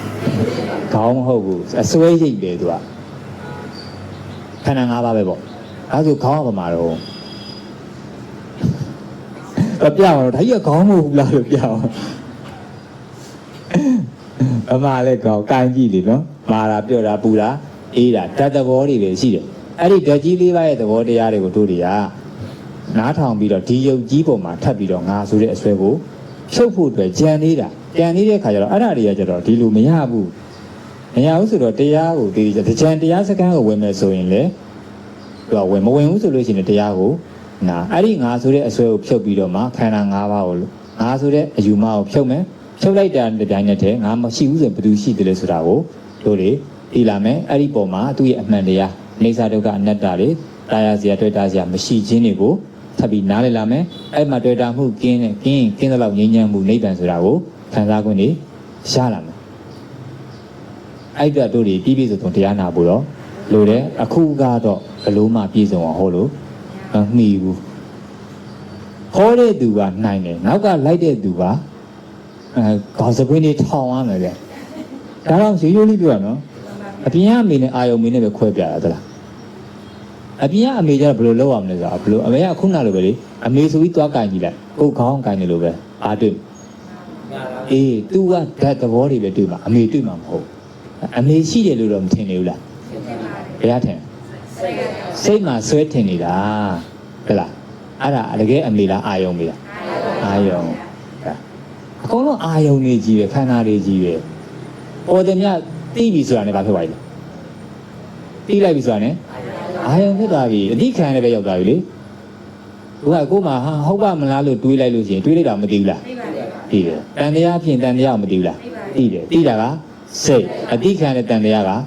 အာယုံဟုတ်လားအဲ့ဒါလည်းခန္ဓာဖြစ်ပါခန္ဓာ၅ပါးဖြစ်ကုန်လားဒါတွေတရားလေးပြောရင်ဓမ္မနုပဒနာနဲ့ပြောမယ်ဆိုပညာသင်္ခါရဒီဓမ္မယုံတရားတွေပေါ့အဲကြောင့်ကလေးတွေပါတဲ့ခါကျတော့သူအဲ့ဒီဘက်ကသွားလို့မရဘူးအဲ့ဒီဘက်ကသွားပြန်ဒီဘက်ကရိုးရိုးလေးဘက်ကသွားပြန်တဲ့လူကြီးတွေကတရားယောဂီတွေကလည်းဟိုဘက်ကပါဠိလေးမပိုင်လည်းမရပြန်ဘူးနှစ်ခုအလဲမှာညှက်ပြီးဟောနေအားလုံးငြိမ်းငြိမ်းရဖို့လေနော်လူကြီးရဲ့လူငယ်ရဲ့အကုန်လုံးနားလည်ပြီးတော့မှအားလုံးငြိမ်းချမ်းမှုတွေရမှသာလင်တို့တွေကတကယ်ငြိမ်းချမ်းမှုအစစ်ဆိုတာကိုရှာတွေ့ကြမှာအပြင်မှာငြိမ်းချမ်းမှုကိုတော့မစင်စားပါနဲ့ဘာဖြစ်လို့ခန္ဓာရှိကြတဲ့ကဘယ်တော့မှငြိမ်းချမ်းမှာမဟုတ်ဘူးမငြိမ်းချမ်းတဲ့လမ်းကိုရွေးခဲ့ပြီးတော့ငြိမ်းချမ်းခြင်းတွေမှတော့လေစကြရမှားနေတာ哦အနည်းဆုံးတော့ဒီခန္ဓာရဲ့နှိမ့်ဆက်မှုကိုတော့ခံရမှာပဲဒါကတော့ဘယ်သူတယောက်မှရှောင်လဲလို့မရနိုင်ဘူးအဲ့ဒါကိုတို့ကအကောင်းကြီးပဲဒီခန္ဓာကြီးကိုဘာပဲဘယ်တော့မှနေမကောင်းမဖြစ်ဖို့ခန္ဓာဘယ်တော့မှမအိုဖို့မနာဖို့မျောလင့်နေတယ်ဆိုရင်စမျောလင့်ကြတဲ့ကမှားမနေဘူးလားအားကြောင့်ဒီလိုပဲတို့ဘယ်တော့ကောင်းမလဲလို့မျောလင့်ကြည့်တယ်တိုင်းပြည်ဘယ်တော့ကောင်းမထင်ဘူးကောင်းကျင်နေသေးတာနော်ကောင်းတယ်မကောင်းဆိုတာဘာကိုပြောတာလဲကိုယ်တိုင်ဝေခွေးရမှာလေတိုင်းပြည်ကောင်းတယ်ဆိုတာဘာလဲမကောင်းဆိုတာဘာလဲအရင်တုန်းကတို့တွေအဖေတယောက်ဆိုင်တမိသားစုလုံးစားတဲ့ခေတ်ကာလအခြေအနေဟာအဲ့ဒါကောင်းတာလားမကောင်းတာလားကောင်းတယ်ဆိုရင်အခုလိုတိုးတက်အောင်လုပ်မယ်ဆိုတဲ့ဟာရောအဲ့ဒါမလားတို့တွေကိုယ်တိုင်ကိုကကောင်းမကောင်းကိုကောင်းကောင်းဝေခွဲနိုင်ကြတယ်ရှိတို့လိုချင်နေတာကိုပဲတို့လိုက်ပြီးလိုက်နေကြတာဟုတ်လားအဲ့နေကြတာတကယ်တော့ကိုဘာလိုချင်လဲဆိုတော့ကိုယ်တိုင်မသိဘူးဖြစ်နေတာလို့အဲ့ကြောင့်မသိဘဲနဲ့လိုက်ပြီးတော့ဘယ်သွားလို့သွားမှမသိဘဲနဲ့အမှောင်ထဲမှာစံတော်ဝါရှောင်းနေသလိုဖြစ်နေပြီလို့အားကြောင့်မလို့တိုင်းပြည်ကောင်းဖို့သူတစ်ပါးကောင်းဖို့ဒီအားလုံးကောင်းဖို့ဒီမျှော်လင့်မနေပါနဲ့အကုန်လုံးကောင်းခြင်းရင်တို့တူတယောက်ချင်းကောင်းအောင်ကြိုးစားပါအဲ့ဒီတူတယောက်ချင်းကောင်းရင်တိုင်းပြည်လုံးဆိုတာကဒီတူတယောက်တင်ဖွဲ့စည်းကြတာမဟုတ်လားဒီဦးတယောက်ချင်းတော့ကောင်းအောင်မလုပ်ဖ ೇನೆ တိုင်းပြည်လုံးကောင်းဖို့ဆိုတာဘယ်လိုနည်းနဲ့မှမဖြစ်နိုင်ပါဘူးခဏတာလေးကဖြစ်ရင်ဖြစ်မယ်ဒါဟာလေတကယ်တော့ကိုယ်စိတ်နဲ့ကိုယ်တော်တွေးကြည့်အခုကောင်းလိုက်ခဏနေမကောင်းလိုက်ဆိုတော့ဘယ်လို့မှကိုမဖြစ်နိုင်ဖြစ်နိုင်ဆုံးအရာတစ်ခုတော့ရှိတယ်ကိုယ်ဒီတရားနဲ့ကိုယ်ကောင်းအောင်ပဲလုပ်ရမှာကိုယ်တူကောင်းတယ်ဆိုရင်ကိုယ်မှီနေတဲ့သူတွေလည်းကိုယ်ကြည့်ပြီးတော့စိတ်အေးချမ်းမှုတွေရှိမယ်ကိုယ်ပေါ်မှာအမြင်တွေပြောင်းမယ်ကိုယ်အေးချမ်းသူတွေလည်းအေးချမ်းလာမယ်အဲ့ဒီခါကျတော့တို့တွေကပတ်ဝန်းကျင်တစ်ခုလုံးကောင်းလာတယ်အဲ့ဒီပတ်ဝန်းကျင်ကနေတစ်ခုစင်ကဲနဲ့ပွားများပြီးတနိုင်ငံလုံးအကုသိုလ်တွေလည်းစင်ကဲကူးဆက်နိုင်တယ်လို့ပဲကုသိုလ်တွေကလည်းကူးဆက်ပါတယ်နော်အဲ့တော့ဒီခေတ်ကာလကြီးထဲမှာအေးချမ်းလေးနဲ့ပြောမယ်ဆိုရင်တော့အပြင်လောကရဲ့အေးချမ်းမှုတွေနဲ့တရားရှာဖွေဖို့ကံအကြောင်းတရားဟာနည်းပြင်မယ်လေတို့တွေအ ਨੇ ဆုံးကတော့သစ္စာတရားတွေကိုနာကြားနေရသေးတယ်ပေါ့အဲ့ဒီကံကတော့အမတန်မှကြီးသေးတယ်အားလုံးထဲမှာကြိုက်တာဖြစ်တဲ့မြအရာအားလုံးကိုရှောင်လွဲနိုင်တဲ့တရားရရင်ကျင့်တတ်ပါပြီလို့များဆူတောင်းခဲ့တာမျိုးရှိရင်အဲ့ဒီခေတ်ကာလတွေကိုကြောင်းနေတာပါကိုဆူတောင်းတယ်ကိုဖြစ်နေတဲ့သဘောပါဘယ်လိုခက်ခဲတွေရှိနေပလေးစေအဲ့တို့တရားရရင်တော်ပြီဆိုတာမျိုးမဆူတောင်းခဲ့ဘူးထင်လို့လားတစ်ခါတလေမှလေအရန်တင်မန်းလာတဲ့ခါကျငါဒါလေးရရင်တော်ပြီဘာပဲလုပ်ရဆိုတာလေအဲ့လိုလက်လက်စပယ်စကလုံးတစ်ခုပြောခဲ့တဲ့အကျိုးဆက်တွေဟဲ့လားငါတို့ဘာပဲလုပ်ရဒါရရင်တော်ပြီဆိုတာမျိုးတွေနားလေတယ်မလားဘူးတယ်မလားအေးအဲ့လိုပဲဘလို့ဒုက္ခတွေပဲကြုံတရားရရင်တော်ပါပြီဆိုတော့အခုဒုက္ခတွေအများကြီးပဲကြုံတယ်ဒါပေမဲ့တရားလည်းနားရတယ်လေအဲ့ဒါကိုယ်စုတောင်းတယ်ကိုလိုချင်တဲ့အဖြေပဲအခုကြမှာမလိုချင်လို့လုပ်လို့မရဘူးတဲ့လားဘယ်သူမပြုမိမိကိုပဲအဲ့ဒါကိုသူတစ်ပေါက်သွားပြီးအဖြစ်တွေပြောနေလို့မရဘူးလို့တို့တွေကရေလိုက်လွဲနေတာလက်ညှိုးထိုးလွဲနေတာတကယ်အပြစ်ပြောရမှာကတစ်မျိုးအပြစ်ပြောပြီးတော့တို့တွေမသိတဲ့ခါကျတော့ရှောက်ပြီးအပြစ်ပြောနေတာက တမျိုးတကယ်တော့တို့တွေရဲ့စိတ်ကိုသာလဲတို့မနိုင်နိုင်အောင်လုပ်အောင်နော်ကိုယ်တော်က control မလုပ်နိုင်မထိန်းချောင်းနိုင်ဘဲနဲ့အကုန်လုံးကြီးကောင်းဖို့မျှော်လင့်နေတယ်ဆိုရင်အဲ့ဒီမျှော်လင့်ချက်ကိုဖျက်သိမ်းလိုက်တာကောင်းဆုံးအဲ့ဒါဆိုရင်ဘာဖြစ်သွားလဲလားအဲ့ဒီမျှော်လင့်ချက်ကိုဖျက်လိုက်တဲ့ချိန်မှာကိုကောင်းအောင်လုပ်လိုက်တယ်ပေါ့ဒါဆိုရင်တို့အကုန်လုံးကကောင်းအောင်လုပ်လိုက်တယ်ပေါ့ဟိုမျှော်လင့်ချက်တော့မရှိတော့ဒါဆိုရင်ကောင်းအောင်လုပ်လိုက်တဲ့အတွက်ကိုတို့တကယ်ကောင်းမလားမျှော်လင့်စရာမလိုပဲနဲ့အကောင့်တွေပေါ်ပလိုက်တာလို့ခေါ်တယ်မျှော်လင့်ချက်ထဲမှာတဝဲလည်တို့စိတ်ကူးရင်နေတာမျိုးမဟုတ်ဘူးတကယ်လက်တွေ့လုပ်တဲ့အထည်ကိုပြောချင်တာစကလုံးရပြည့်ညက်ရနားထောင်လာတာတအားခက်တယ်ကြောင်းငိန်ပြောရတာဟုတ်ဒီလိုမျှော်လင့်မနေနဲ့ကောင်းဖို့မျှော်လင့်မနေနဲ့လို့ပြောတာမကောင်းလာမှမဟုတ်လို့ပြောတာမဟုတ်ဘူးကောင်းဖို့အတွက်ကိုမျှော်လင့်တာကိုဖယ်ပြီးတော့ကိုယ်တိုင်ကြိုးစားပြီးကိုဒီလောက်ကြမှသာလဲကောင်းမှာမို့လို့အဲ့ဒီလိုလောက်ခိုင်းတာအားအတွက်လေကောင်းလာဖို့အတွက်လေကောင်းလာဖို့အတွက်ကိုလောက်ရမှာထိုင်မျှော်လင့်နေအောင်မဟုတ်ဘူးလို့ပြောချင်တာစိတ်ကူးရင်နေနဲ့လက်တွေးလို့ဒါလို့ပြောတာမျှော်လင့်နေပါပဲလေတွေးကြည့်ပဲလေကဲအားရစကားပြောတာကိုတရားရဲ့စကားကပြောတာပရမတ်ဘက်ကပြောတဲ့ခါကျရင်ကြောင်းမြင်ပြောရတာကြတော့လေနားမလည်လို့ရှင်တစ်မျိုးဖြစ်တယ်အဆင်ပြေခြင်းလားဘဝမှာအဆင်ပြေခြင်းနော်အဆင်ပြေခြင်းနဲ့ဆိုတဲ့စိတ်ကိုစွန့်လိုက်တကယ်အဆင်ပြေခြင်းရင်အဆင်ပြေဖို့အတွက်ဘာလိုအပ်တယ်လဲဆိုတာမစဉ်းစားဘူးလားစဉ်းစားပြီးတော့ဒါလက်တွေ့ဖော်ဆောင်လိုက်ဘာဖြစ်သွားမလဲအဆင်ပြေပါမယ်တဲ့လားအဆင်ပြေခြင်းနေလို့မရဘူးအဆင်ပြေအောင်ဖော်ဆောင်နိုင်မှာရှာတို့တကယ်ဖော်ဆောင်တဲ့အလုပ်ကိုလုပ်နေသလားထိုင်ပဲမျောလင့်နေသလားကိုယ့်အကိုစဉ်းစားလေထိုင်မျောလင့်နေလို့ကိုပြဿနာတွေကရှင်းနေတာတကယ်မလုပ်ပဲနဲ့သိရမလားလေပဲလွင့်မရဘူးအဲ့လို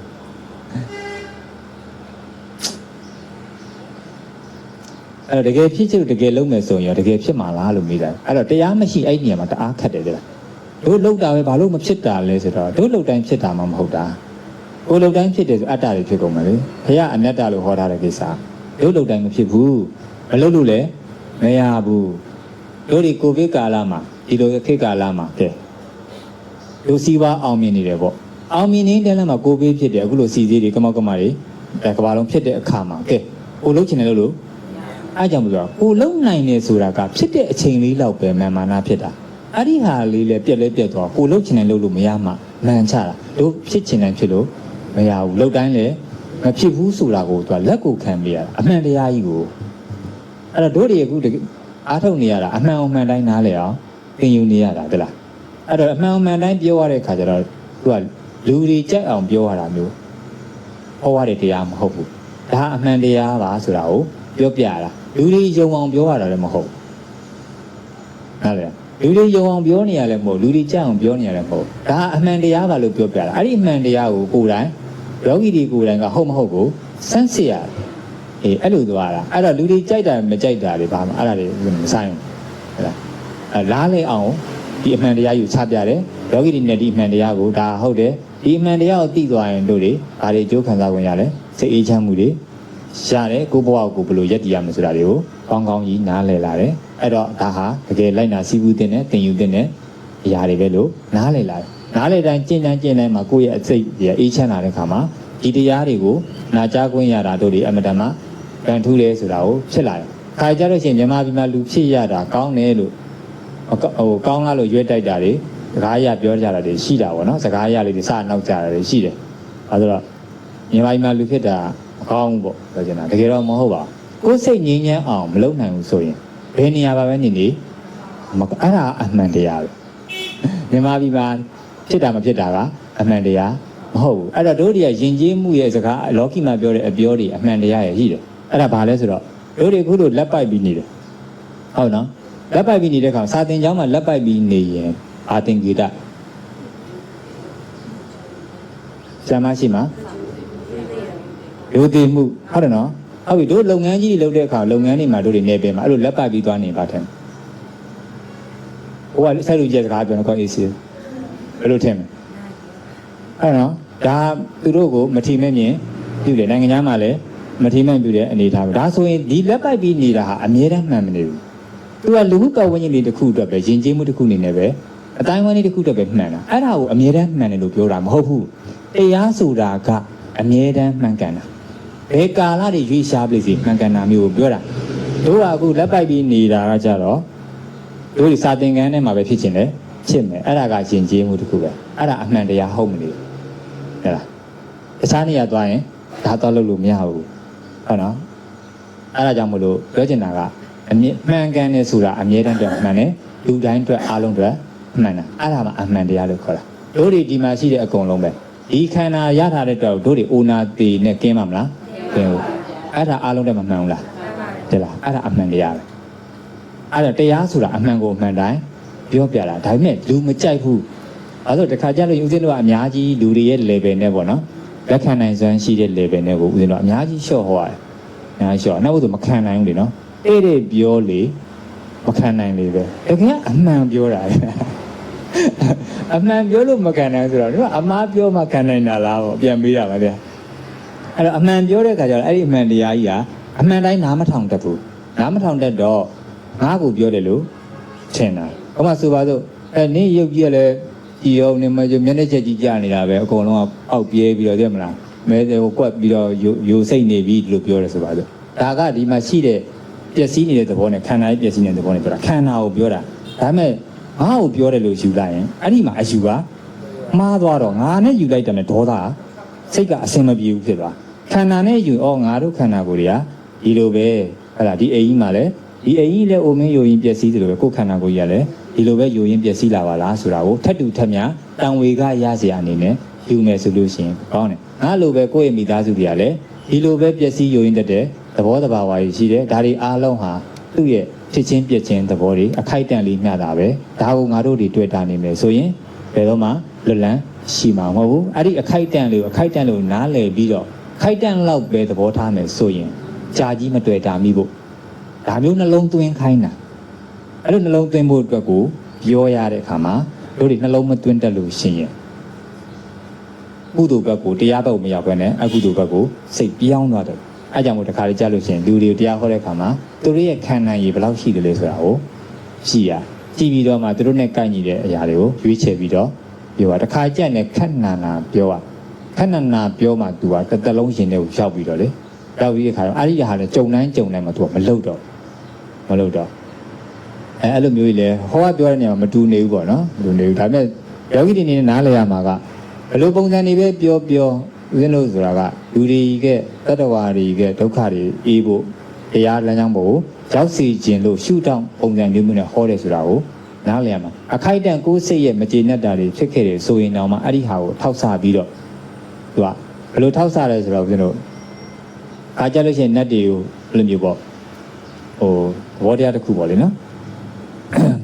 အုံမြင်မဲဆိုပါလို့နတ်တွေဟောတဲ့ခါမျိုးကြလို့ရှိရင်သူတို့ရဲ့အစဉ်စုပ်ကင်ထားတဲ့အရာတွေကိုသူတို့ဆိုကုသိုလ်အရန်ချို့သူကောင်းတယ်လေ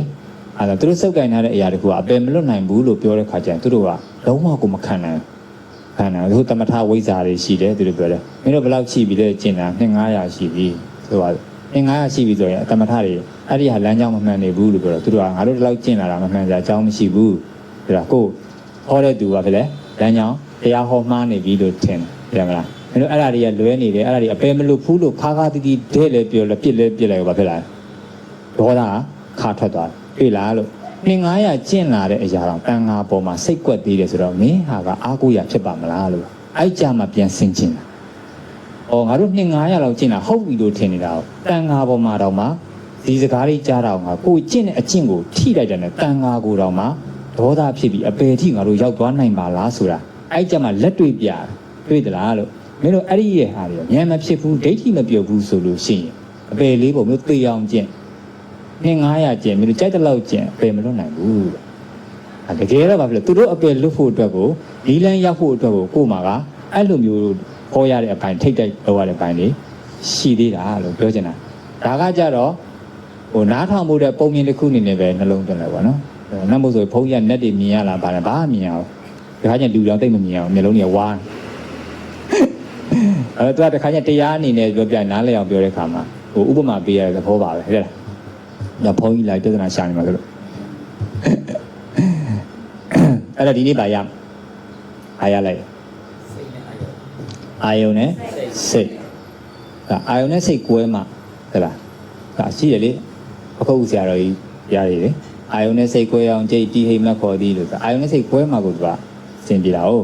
အာယုံကိုတိမကန့်ကြီးလူဤတန္တရာဆိုတော့အာယုံကိုတိမကန့်ကြီးဆိုတော့အာယုံရဲ့သဘောကိုတည်ပြီးကန့်ကြီးမှုမရှိဘူးဆိုရင်တန္တရာတော်လွတ်ပါတယ်လို့ပြောတာလေအာယုံကတော့6ပါးကိုအမှအစင်တန်နဲ့ရတာထိတွေတော်ကြံနေမှုဒီ6ပါးရှိတာအတိခန္ဓာမှန်သမျှဒီအာယုံတိတဲ့သဘောဒီစိတ်ဖြင့်စေတသိက်က3ပါးဆိုတော့ခန္ဓာအာယုံလို့ပြောလိုက်တာနဲ့ခန္ဓာဘယ်နှပါလဲ5ပါးတို့ကတစ်ပါးပဲမြင်မှာနော်အမေတို့တွေးလိုက်တာနဲ့အာယုံတစ်ခုပဲမြင်မှာအတန်လေးတစ်ခုပေါ်တာနဲ့အတန်ကိုပဲမြင်မှာကျန်တဲ့4ပါးကိုတော့မြင်မှာနော်အဲ့ဒီ5ပါးလုံးလိုက်ရှာမနေနဲ့တစ်ပါးထင်ရှားပြီးတော့တိပြီဆိုတာနဲ့5ပါးလုံးဟာပါပြီးသားပဲမျက်လုံးနဲ့မြင်လို့မရဘူးမြင်နဲ့ပိုင်းခြားနိုင်ရမယ်အဲကြောင့်မျက်လုံးနဲ့မြင်ပြီးကျင်းလို့မြင်နဲ့ပိုင်းခြားတာလို့ပြောတာမျက်မြင်နဲ့ဉာဏ်မြင်အဲ့လိုခွဲရနောက်မို့တို့ကလေ၅ပါးလုံးကဘာမှလည်းမသိဘူးလိုက်ရှာဗျအဲ့လိုမရဘူးအဲ့ဒါဟိုဦးဇင်းတို့ကွန်စားတယ်လို့ပဲလို့ကွန်ရတယ်မှာပါဝင်ပစ္စည်း၅မျိုးရှိတယ်ဟင်းနေတယ်မှာလည်း၅မျိုးရှိတယ်ဒါပေမဲ့၅မျိုးလုံးပါတယ်ဆိုရင်ထူးခြားတဲ့တစ်ခုကိုဟင်းကြီးတယ်လို့ပေါ့တစ်ခုကတော့ထူးခြားပြီးပေါ်မလာဘူးလားပေါ်လာဒါပေမဲ့ကြံတာတွေရောမပါဘူးလားပါတယ်အဲ့လိုပဲပေါ့တို့ကအကုန်လုံးကြီးမြင်ကျင်လို့တော့မရဘူးတစ်ခုတော့ထင်ရှားနေမှာပေါ့နော်ဒါပေမဲ့၅ခုလုံးပါတယ်ဆိုတာကတော့ဖြစ်စဉ်ကိုယောဂီတွေလည်းမတင်ထားလို့တော့မရဘူးခန္ဓာ၅ပါးဘာလို့လဲဆိုတာကိုမသိဘူးဖြစ်နေမှာဆိုလို့အယိုးရှင်းဆုံးကတော့အာယုံကိုသိရင်ပုဂ္ဂိုလ်တ attva နဲ့ဝေသွားလိမ့်မယ်အဲ့ဒီမှာအများကြီးစိတ်ကိုဖြေလျှော့နိုင်လာမယ်ဒါပေမဲ့အာယုံပိုင်းမှာဟောတဲ့အခါမှာတို့ကငါဆိုပါတော့ရွှေတကုံလို့အတန်လေးကြားလိုက်ပြီဆိုရင်ရွှေတကုံပုံပေါ်မလာဘူးလားပေါ်လာတယ်အဲ့မှာရွှေတကုံဆိုတဲ့အတန်လေးဟုတ်နော်အဲ့ဒီအတန်ကိုမသိဘူးလားသိတယ်အဲ့ဒီမှာခန္ဓာ၅ပါးဟုတ်ပြီရွှေတကုံဆိုပြီးတော့ဆိုတွေကမတွေးလိုက်ဘူးလားရွှေတကုံလို့ရွတ်လိုက်ရင်ဂုံတော်ရွတ်တယ်လို့ပဲစလုံးရွတ်တာလေအဲ့လိုရွတ်တဲ့ဟာကိုပေါ်လာရင်လေအဲ့ဒါလေခန္ဓာ၅ပါးပဲအဲ့ထက်ပို့ပြီးတော့ရှုလို့လွယ်တာကပုံတော်ကြီးပေါ့ယောဂီတွေအဲ့ကြောင့်ရှုနိုင်ဆုံးလောလောဆယ်မှာအဲ့ဒီပုံကြီးကိုတော့ရှုနိုင်တယ်အဲ့ဒီရွှေတကုံပုံကြီးကတကယ်တော့ရွှေတကုံအစ်စ်ဟုတ်ပါမလားဟုတ်ရွှေတကုံတင်္ဂုဒ္ဒရာကုံမှာရှိရွှေတကုံနဲ့တရံတူတဲ့ပုံရိပ်အဲ့ဒါကိုခန္ဓာဖွဲ့ရင်အဲ့ဒါရွှေတကုံမပေါ်ခန္ဓာပဲပေါ်တာဟုတ်လားခန္ဓာ၅ပါးပဲအဲ့လိုတီးတဲ့ခါကျတော့ तू ကတန်တရာလွတ်တဲ့ထိသွားတဲ့ခါကျရင်ဒီကုသိုလ်အာယုံတွေကိုပါအကုန်လုံးကိုနားလည်အောင်အကုန်မြင်မှန်အောင်လုပ်ရတယ်အဲ့လိုမြင်မှန်ရင်တောင်မှ तू ကဘာဖြစ်လဲဆိုတော့ကုသိုလ်စိတ်ကိုဒီကောင်းတဲ့သူဂတိပုံကိုစွန့်ခွာဖို့အောင်တော်တော်ခက်သေးတာနော်ရှုတာတော့အကုန်ရှုတာအမြင်မှန်တာတော့အကုန်မှန်အောင်လုပ်တာအာယုံခန္ဓာလို့ဘလောက်ပဲတိတိတွေ့တာစရာကြံနေသေးရင်နော်တွေ့တာနေဦးမှာပဲအဲ့တော့ဒီမှာအတိကျဟောလို့ခိုင်ခိုင်မာမာဉာဏ်တွေကိုပြောင်းလဲပေးဖို့အတွက်ပေါ့ဒီမှာတော့မရဘူးဟုတ်လားဟောတော့ဟောခြင်းတယ်မရဘူးအသေးစိတ်တွေများနေပြီဘေးပြီးဟောရတဲ့ဟာတွေများအားကြောင့်မလို့တရား၃ပုဒ်ကောက်နာခြင်းတယ်ဆိုရင်ဦးဇင်းတို့ဟိုရက်ကဟောထားတဲ့ဒကာကြီးပြည်တီတို့အိမ်မှာအိန္ဒြာကျော်စင်တို့ဟောထားတဲ့၃ပုဒ်ရှိတယ်တယ်လီဂရမ်မှာလေအဲ့ဒီ၃ပုဒ်မှာတစ်ပုဒ်ချင်းစီကိုအစဉ်လိုက်နာနော်အခုဟာလေပါပါနည်းနည်းလေးပဲဟောရတာခုနလိုပြောတဲ့ရွှေတကုံပုံကြီးကိုတော့အရင်ဆုံးရှင်းပြထားတယ်နော်နောက်တစ်ခုကဘာလဲဆိုတော့ရွှေတကုံတို့တွေးလိုက်တဲ့ခုံတော်ရွတ်တဲ့အတွေးလေးတွေစကားပြောတာလေးတွေအာယုံကိုအဲ့ဒါလည်းရှိတယ်ပြီးရင်အတန်မကြားလားကြားတယ်အော်ကြီးဥဆိုရင်ပါလားဘိုးဘိုးဆိုရင်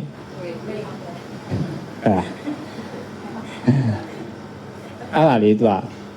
ဘိုးဘိုးလို့ပြောလိုက်တာနဲ့ခွေးလို့တန်းဖြစ်တာလေဟုတ်တယ်မလားကဲဖုန်းနံအောင်မဖြစ်နိုင်လားအခုအော်နေတာကဘာသူအော်နေတာအဲ့လေဖုန်းကြီးဟုတ်တယ်မလားအဲ့တော့ရှေ့မှာတော့ဖုန်းကြီးကိုယ့်ရဲ့အာယုံမှာဘာဖြစ်သွားလဲ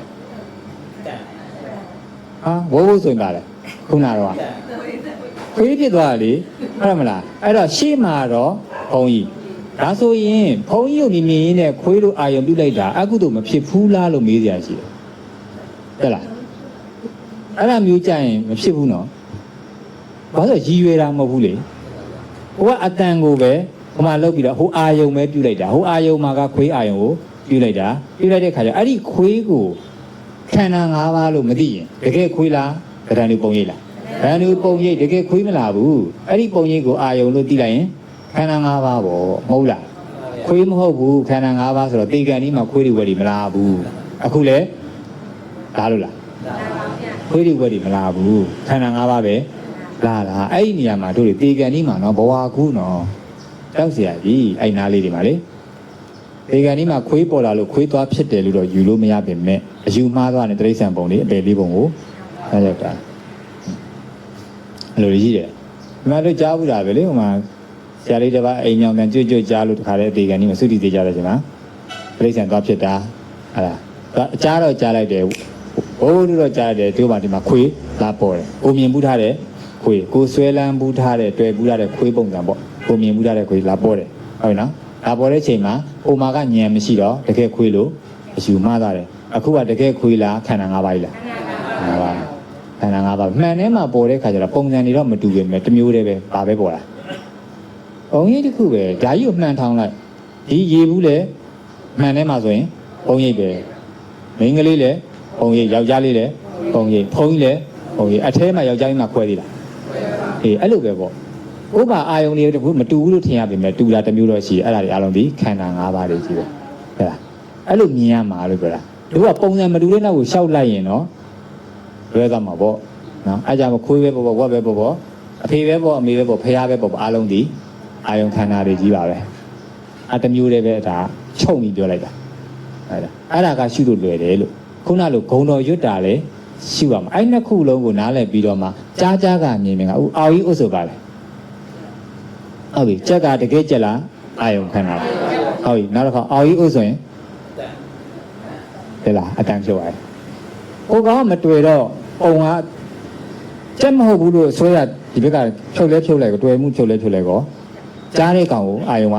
အတိရတန်းပြီလေလားအဲ့အယမ်းမြန်တာဆိုညံနဲ့သွားရင်တတိတွေကတအားအားကောင်းတာအယမ်းမြန်တာဒီညံကပိုင်းချလိုက်တဲ့နဲ့တတိကလည်းကပ်ပြီးသားဖြစ်သွားအဲ့ကြောင့်ညံကသွားရင်ယောဂီတွေနေတယ်လူတော်ထဲမှာကျတော့ဒါမျိုးသွားမှပို့ပြီးတော့ကန့်ညီတယ်လူတိုင်းကန့်ညီမယ်လို့မပြောပါဘူးဟိုကကျတော့ဖုံးကြီးတွေတရားသမားတွေကကျတော့တမာတိတွေဟုတ်လားဟိုငယ်ရွယ်တဲ့သူတွေဒီလိုမျိုးကြာထိုင်တာတောရဆောက်တည်တာကျမ်းမာရေးရှုထောင်နေလည်းရှိရလေအဲ့ဒါတွေကိုပြစ်ပယ်ထားလို့မရဘူးငါလေကျမ်းမာရေးကောင်မတော်ထဲမှာပူအေးတွေမျှတာမဟုတ်မျိုးမျိုးကအပင်အောက်မှာနေရတယ်ဒါမျိုးတွေပေါ့အားကြောင့်မလို့ကျင်းနိုင်တဲ့အခြေအနေမျိုးဆိုတော့တစ်မျိုးပေါ့ဟုတ်တယ်မလားကိုရီမဟာမြန်နဲ့သူကမဟာမြန်ပါရှိတယ်ဗျာအပင်လေးလက်မောင်းလောက်ရှိတဲ့အပင်၃-၄ပင်လောက်ဆိုအဲ့အောက်မှာဆိုကိုယ်တည်းနန်းတော့ပဲသိရမလားအဲ့လောက်အပင်လောက်ဆိုရင်တော်တော်ဟုတ်နေပြီဟိုမှာပါရှိတာအဲ့တစ်ခတ်ဝါးတွေအပင်ကြီးကောင်းကောင်းမရှိဘူးဒီတိုင်းပြောလို့ရှိရင်တော့လည်းထင်ကြီးစရာပေါ့ဟုတ်တယ်မလားညီစရာတကယ်တော့မဟုတ်ကုန်ပြီဘယ်လိုလက်ချက်တော့မသိအားထားပါတော့ကိုရီးယားမှာတွေ့တာတော့အများကြီးမီးသွေးဖုတ်ကြတာတွေများတယ်အပင်ကြီးတာနဲ့လေခုတ်ပြီးမီးသွေးပေါ့ကုန်းရောပေါ့အဝါးကြီးပဲကျန်တယ်ဝါးဒီလိုချင်းပူးလောင်နေရခုနဘယ်ရောက်ပြောဟမ်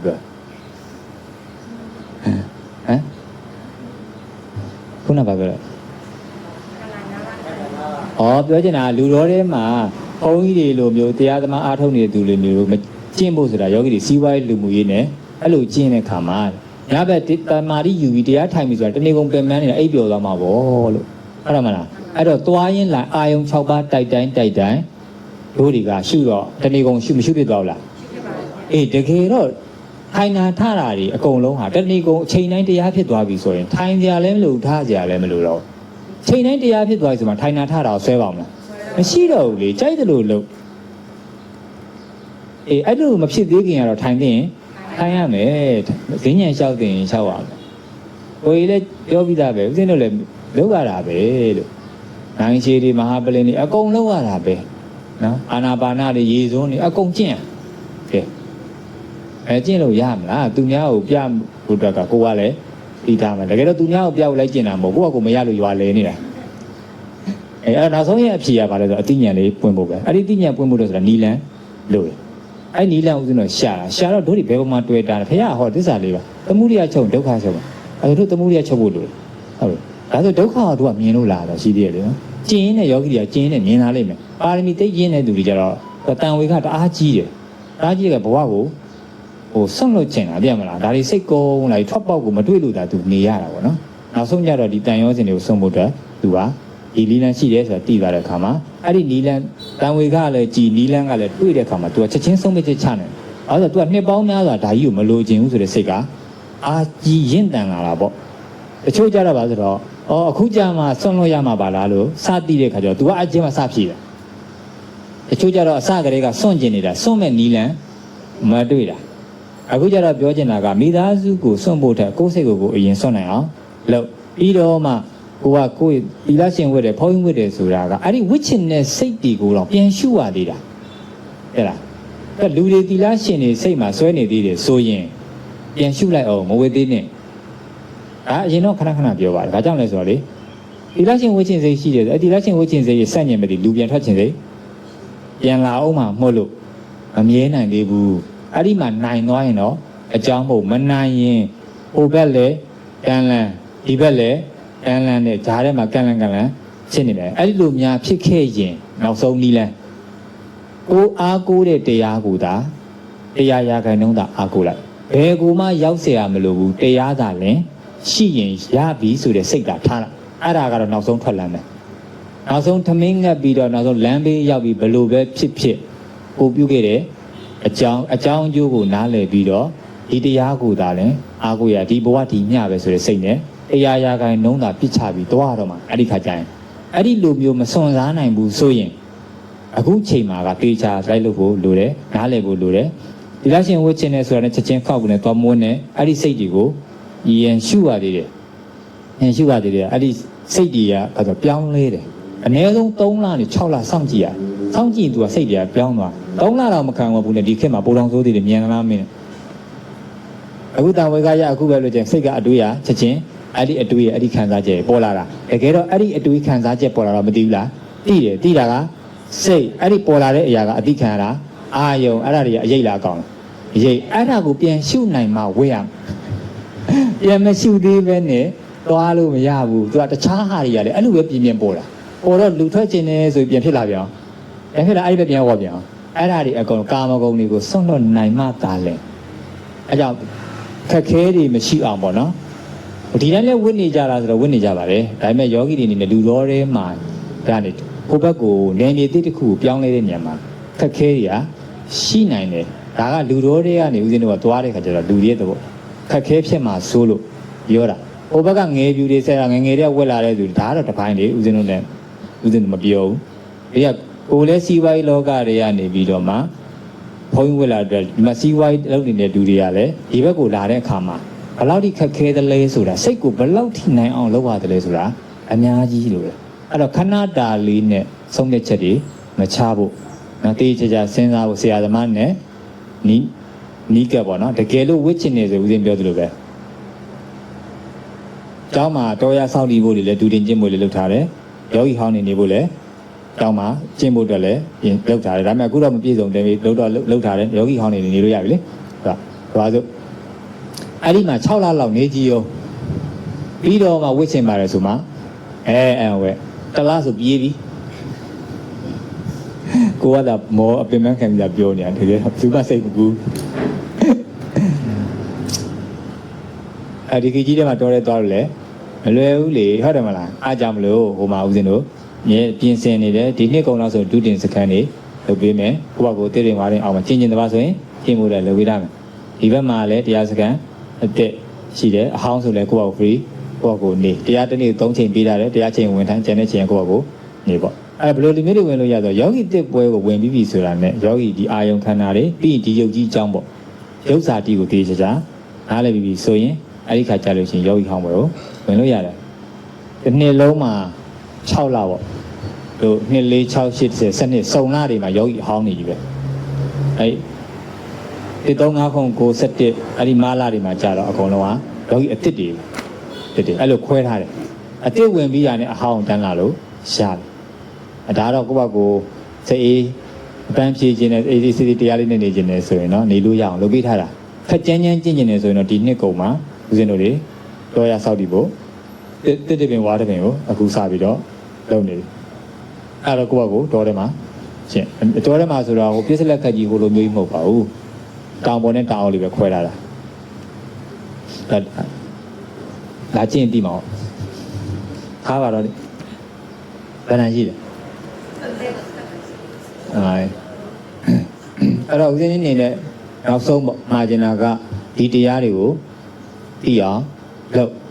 င်လုပ်ရင်ကုသိုလ် နဲ့အာယုံနဲ့ကွဲသွားလိမ့်မယ်ခုနပြောသလိုသင်္ကန်းကအာယုံပြုလိုက်ရင်အာယုံအဲ့သင်္ကန်းလှူရတဲ့အကျိုးကနှလုံးသွင်းလိုက်ရင်စိတ်ဖြစ်တာကကုသိုလ်စိတ်အဲ့ဒီကုသိုလ်စိတ်ကလေးဖြစ်အောင်အာယုံနဲ့ကုသိုလ်စိတ်ကိုကွဲပြားမယ်ကွဲပြားမှတရားမလုပ်တဲ့သူတွေတေကန်ဒီမှာမိသားလေးလှူလိုက်လေဖေတာလေးလှူလိုက်လို့ပြောတော့လှူလိုက်လေပဲရှိတယ်လေအာယုံပြုလိုက်လေပဲရှိတယ်သူကကုသိုလ်စိတ်ဖြစ်အောင်ကိုမပြောပြီးတော့ဘလို့မမရဘူးလေဖះကိုဆိုရင်ဖះမှာဆိုမကြည့်မလို့သွားဖြစ်မှာဘောမဥစ္စာဆောင်နေပါသွားဖြစ်မှာအဲ့မှာကိုကအဲ့ဒါကိုကောင်းနေတယ်မဟုတ်ဘူးကိုကိုတိုင်းကိုကနားလည်မှသာပြန်ပြောတတ်မှာအနည်းဆုံးအဆင့်တဲ့ကိုကကိုလည်းဒီဘဝကိုတန်ត្រာလုပ်ဖို့အတွက်ဟာတရားတွေရနိုင်နေဆိုတဲ့ဟာတွေလည်းကိုကကိုသိလာလိမ့်သိလားသူတစ်ပါးအပြောနေလိုက်ခေါင်းနှိမ့်နေတယ်ဆိုတာကိုယ်တိုင်စမ်းစစ်ရတာအဲ့ဖះအဲ့လိုပဲမှာခဲ့တာတို့ကမဟုတ်ဘူးသူများပြောလိုက်နားရအောင်ပြီးတော့လေမရနိုင်ဘူးဟေးဒီဘဝမြတ်မရနိုင်ကြတော့ဟုတ်ရနိုင်တယ်မရနိုင်ဘူးတေချာစမ်းစစ်ရဘုန်းကြီးကပြောလို့ဟုတ်မှာပဲလို့ထင်မနေနဲ့သိလားကိုယ်တိုင်ဆန်းစစ်ရောစားတယ်အတိအကျပြောထားတာဟာစားတယ်ဆိုတော့စားလည်းပြောလိုက်တယ်ယုံနေနဲ့ဆိုတာမှားလို့လည်းတော့ပြောတာမဟုတ်ဘူးကိုယ်တိုင်ပေါင်းဆက်ဆန်းစစ်အောင်လို့ပြောချင်တယ်အဲ့တော့မြတ်စွာဘုရားဆန်းစစ်ရမယ်လို့ပြောတာတို့ကမဆန်းစစ်ချင်ဘူးတန်အောင်ပဲလိုက်ချင်တာအဲ့ဒါကြောင့်မလို့တို့တွေကဉာဏ်တွေကမတုံးဖြစ်လာအဲ့ဉာဏ်တွေမတုံးတရားလည်းမရ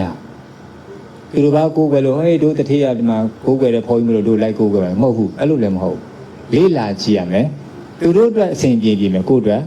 အဆင်ပြေခြင်းမှာပြည်မယ်အဲ့တော့ဆန်းစစ်ဖို့အဓိကကြတယ်နော်အဲ့ဒါတွေလုပ်ပြီးပြီဆိုရင်တရားတွေတေချာတည်တည်ရပြီနားလည်ပြီဆိုရင်တေချာနာပြီးပြီဆိုရင်ဘာလုပ်ရမလဲဆိုတော့ကိုတိတယ်လို့သူတစ်ပါးတွေစိတ်ငြိမ်းချမ်းဖို့အတွက်တို့တွေမျှဝေရဟုတ်နော်အဲ့လိုမျှဝေတဲ့နေရာမှာတို့တွေဘယ်သူကမျှဝေလဲဆိုတော့အများဆုံးဟာတန်ခါတော်တွေမလားမျှဝေတဲ့ခါကျတော့အဲ့ဒီတန်ခါတော်တွေအများဆုံးမွေးဖွားတာကစာတင်တိုက်တွေအဲ့တို့တွေကအဲ့စာတင်တိုက်တွေကိုထောက်ပံ့ရထောက်ပံ့ဖို့တဲ့တို့တွေကယောဂီအဟောင်းနေနဲ့စုပေါင်းပြီးတော့တယောက်ကိုတစ်လောက်1000နဲ့တလားချင်းစီပေါ့ဒီလလူနိုင်ဒီလပဲနောက်လမသိကြဘူးတလားချင်းစီပဲအဲ့ဒါတို့တွေစုပေါင်းပြီးတော့အခုဆိုလို့ရင်ကျောင်း9လပိုင်းဆိုရင်တော့တို့ကျောင်း40လောက်ဖြစ်သွားတယ်ကျောင်း100အထိစုပေါင်းပြီးတော့အခုသွားနေတာ6လရှိပြီလေ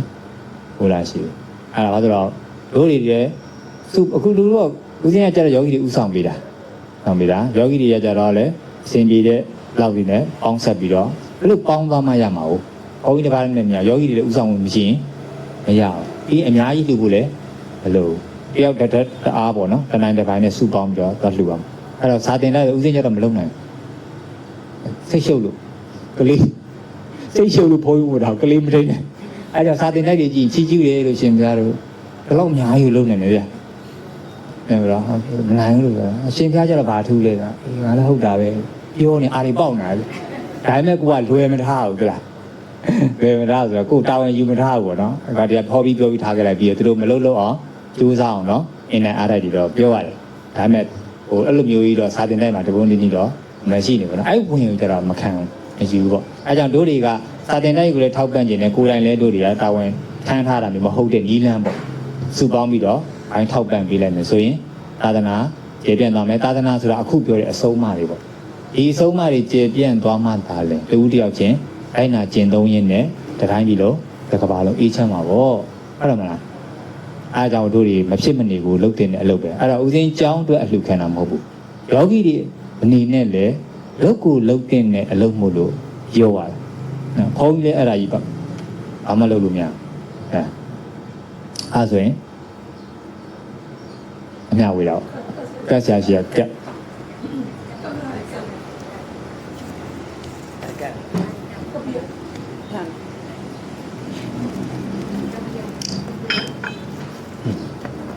ရတယ်ပဲနေတူလားရရလား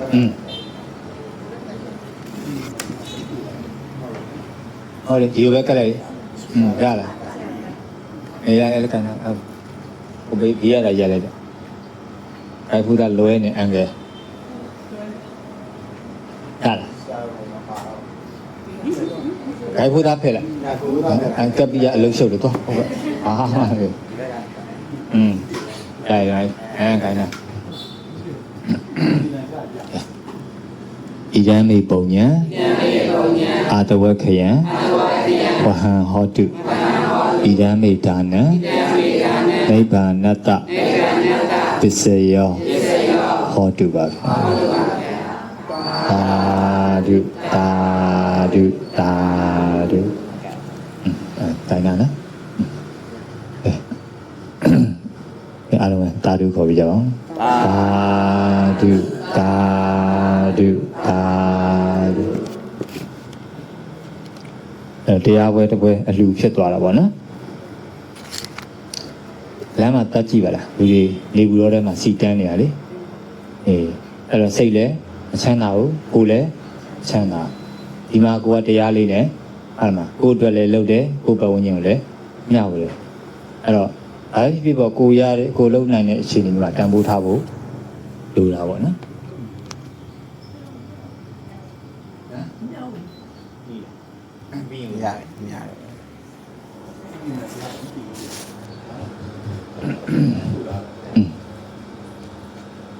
မျှဝေရဘုရားတပည့်တော်တို့သည်ဒိဋ္ဌံတရာဘဝဆက်ဆက်မှစ၍တခုထိတိုင်အောင်ပြုလုပ်အားထုတ်အပ်သောကုသိုလ်ကောင်းမှုအစုစုတို့ဤအဖို့ပါကကို30ပုံတွင်ကျင်လေကြကုန်သောဝိရိယတ္တဝါအလုံးတို့အား၎င်း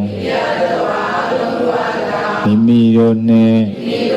သန္တရာဆက်ဆက်မှတော်ဆက်ခဲကြကုန်သော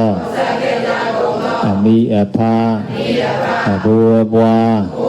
ဆေယာဓမ္မအစရှိသောဆွေတော်မျိုးတော်ပေါင်းတို့အား၎င်းဤနေရာဤဘဝင်းခြင်းဤကြောင့်ဤအိမ်တွင်၌ဤနေရာတွင်၌နေထိုင်ကြကုန်သောလာရောက်ကြကုန်သောမြင်အပ်မမြင်အပ်မကြုံမလို့ကြကုန်သောပုဂ္ဂိုလ်အလုံးတို့နှင့်တကွာကိုယ်ဆောင်နှင့်ပါမကြံအမြပေးဝေပါကုန်၏အမြရကြ၍ကိုယ်စိတ်နှဖျားကျမ်းမာချမ်းသာဝမ်းမြောက်ဝမ်းသာစွာဖြင့်သာဓုသာဓုခေါ်ဆိုနိုင်ကြပါစေကုန်သတည်းကုသိုလ်အမြယူတော်မူကြပါကုန်လောသာဓုသာဓုသာဓုကုသိုလ်အမြယူတော်မူကြပါကုန်လောသာဓုသာဓုသာဓုကုသိုလ်အမြယူတော်မူကြပါကုန်လောသာဓုသာဓုသာဓုယောဂီပေါင်းသူတော်ကောင်းတို့သည်ဤဘဝဤခန္ဓာဖြင့်မဉ္ဇဉ်ဖူဉ္ဇဉ်နိဗ္ဗာန်ချမ်းသာကိုရလွယ်ရောက်လွယ်မျက်မှောက်ပြုလွယ်နိုင်ယုံသာမကမိမိတို့ကိုယ်ကြီးသာသနာပြုနိုင်ကြကုန်သောပုဂ္ဂိုလ်မြတ်ကြီးများဖြစ်နိုင်ကြပါစေ။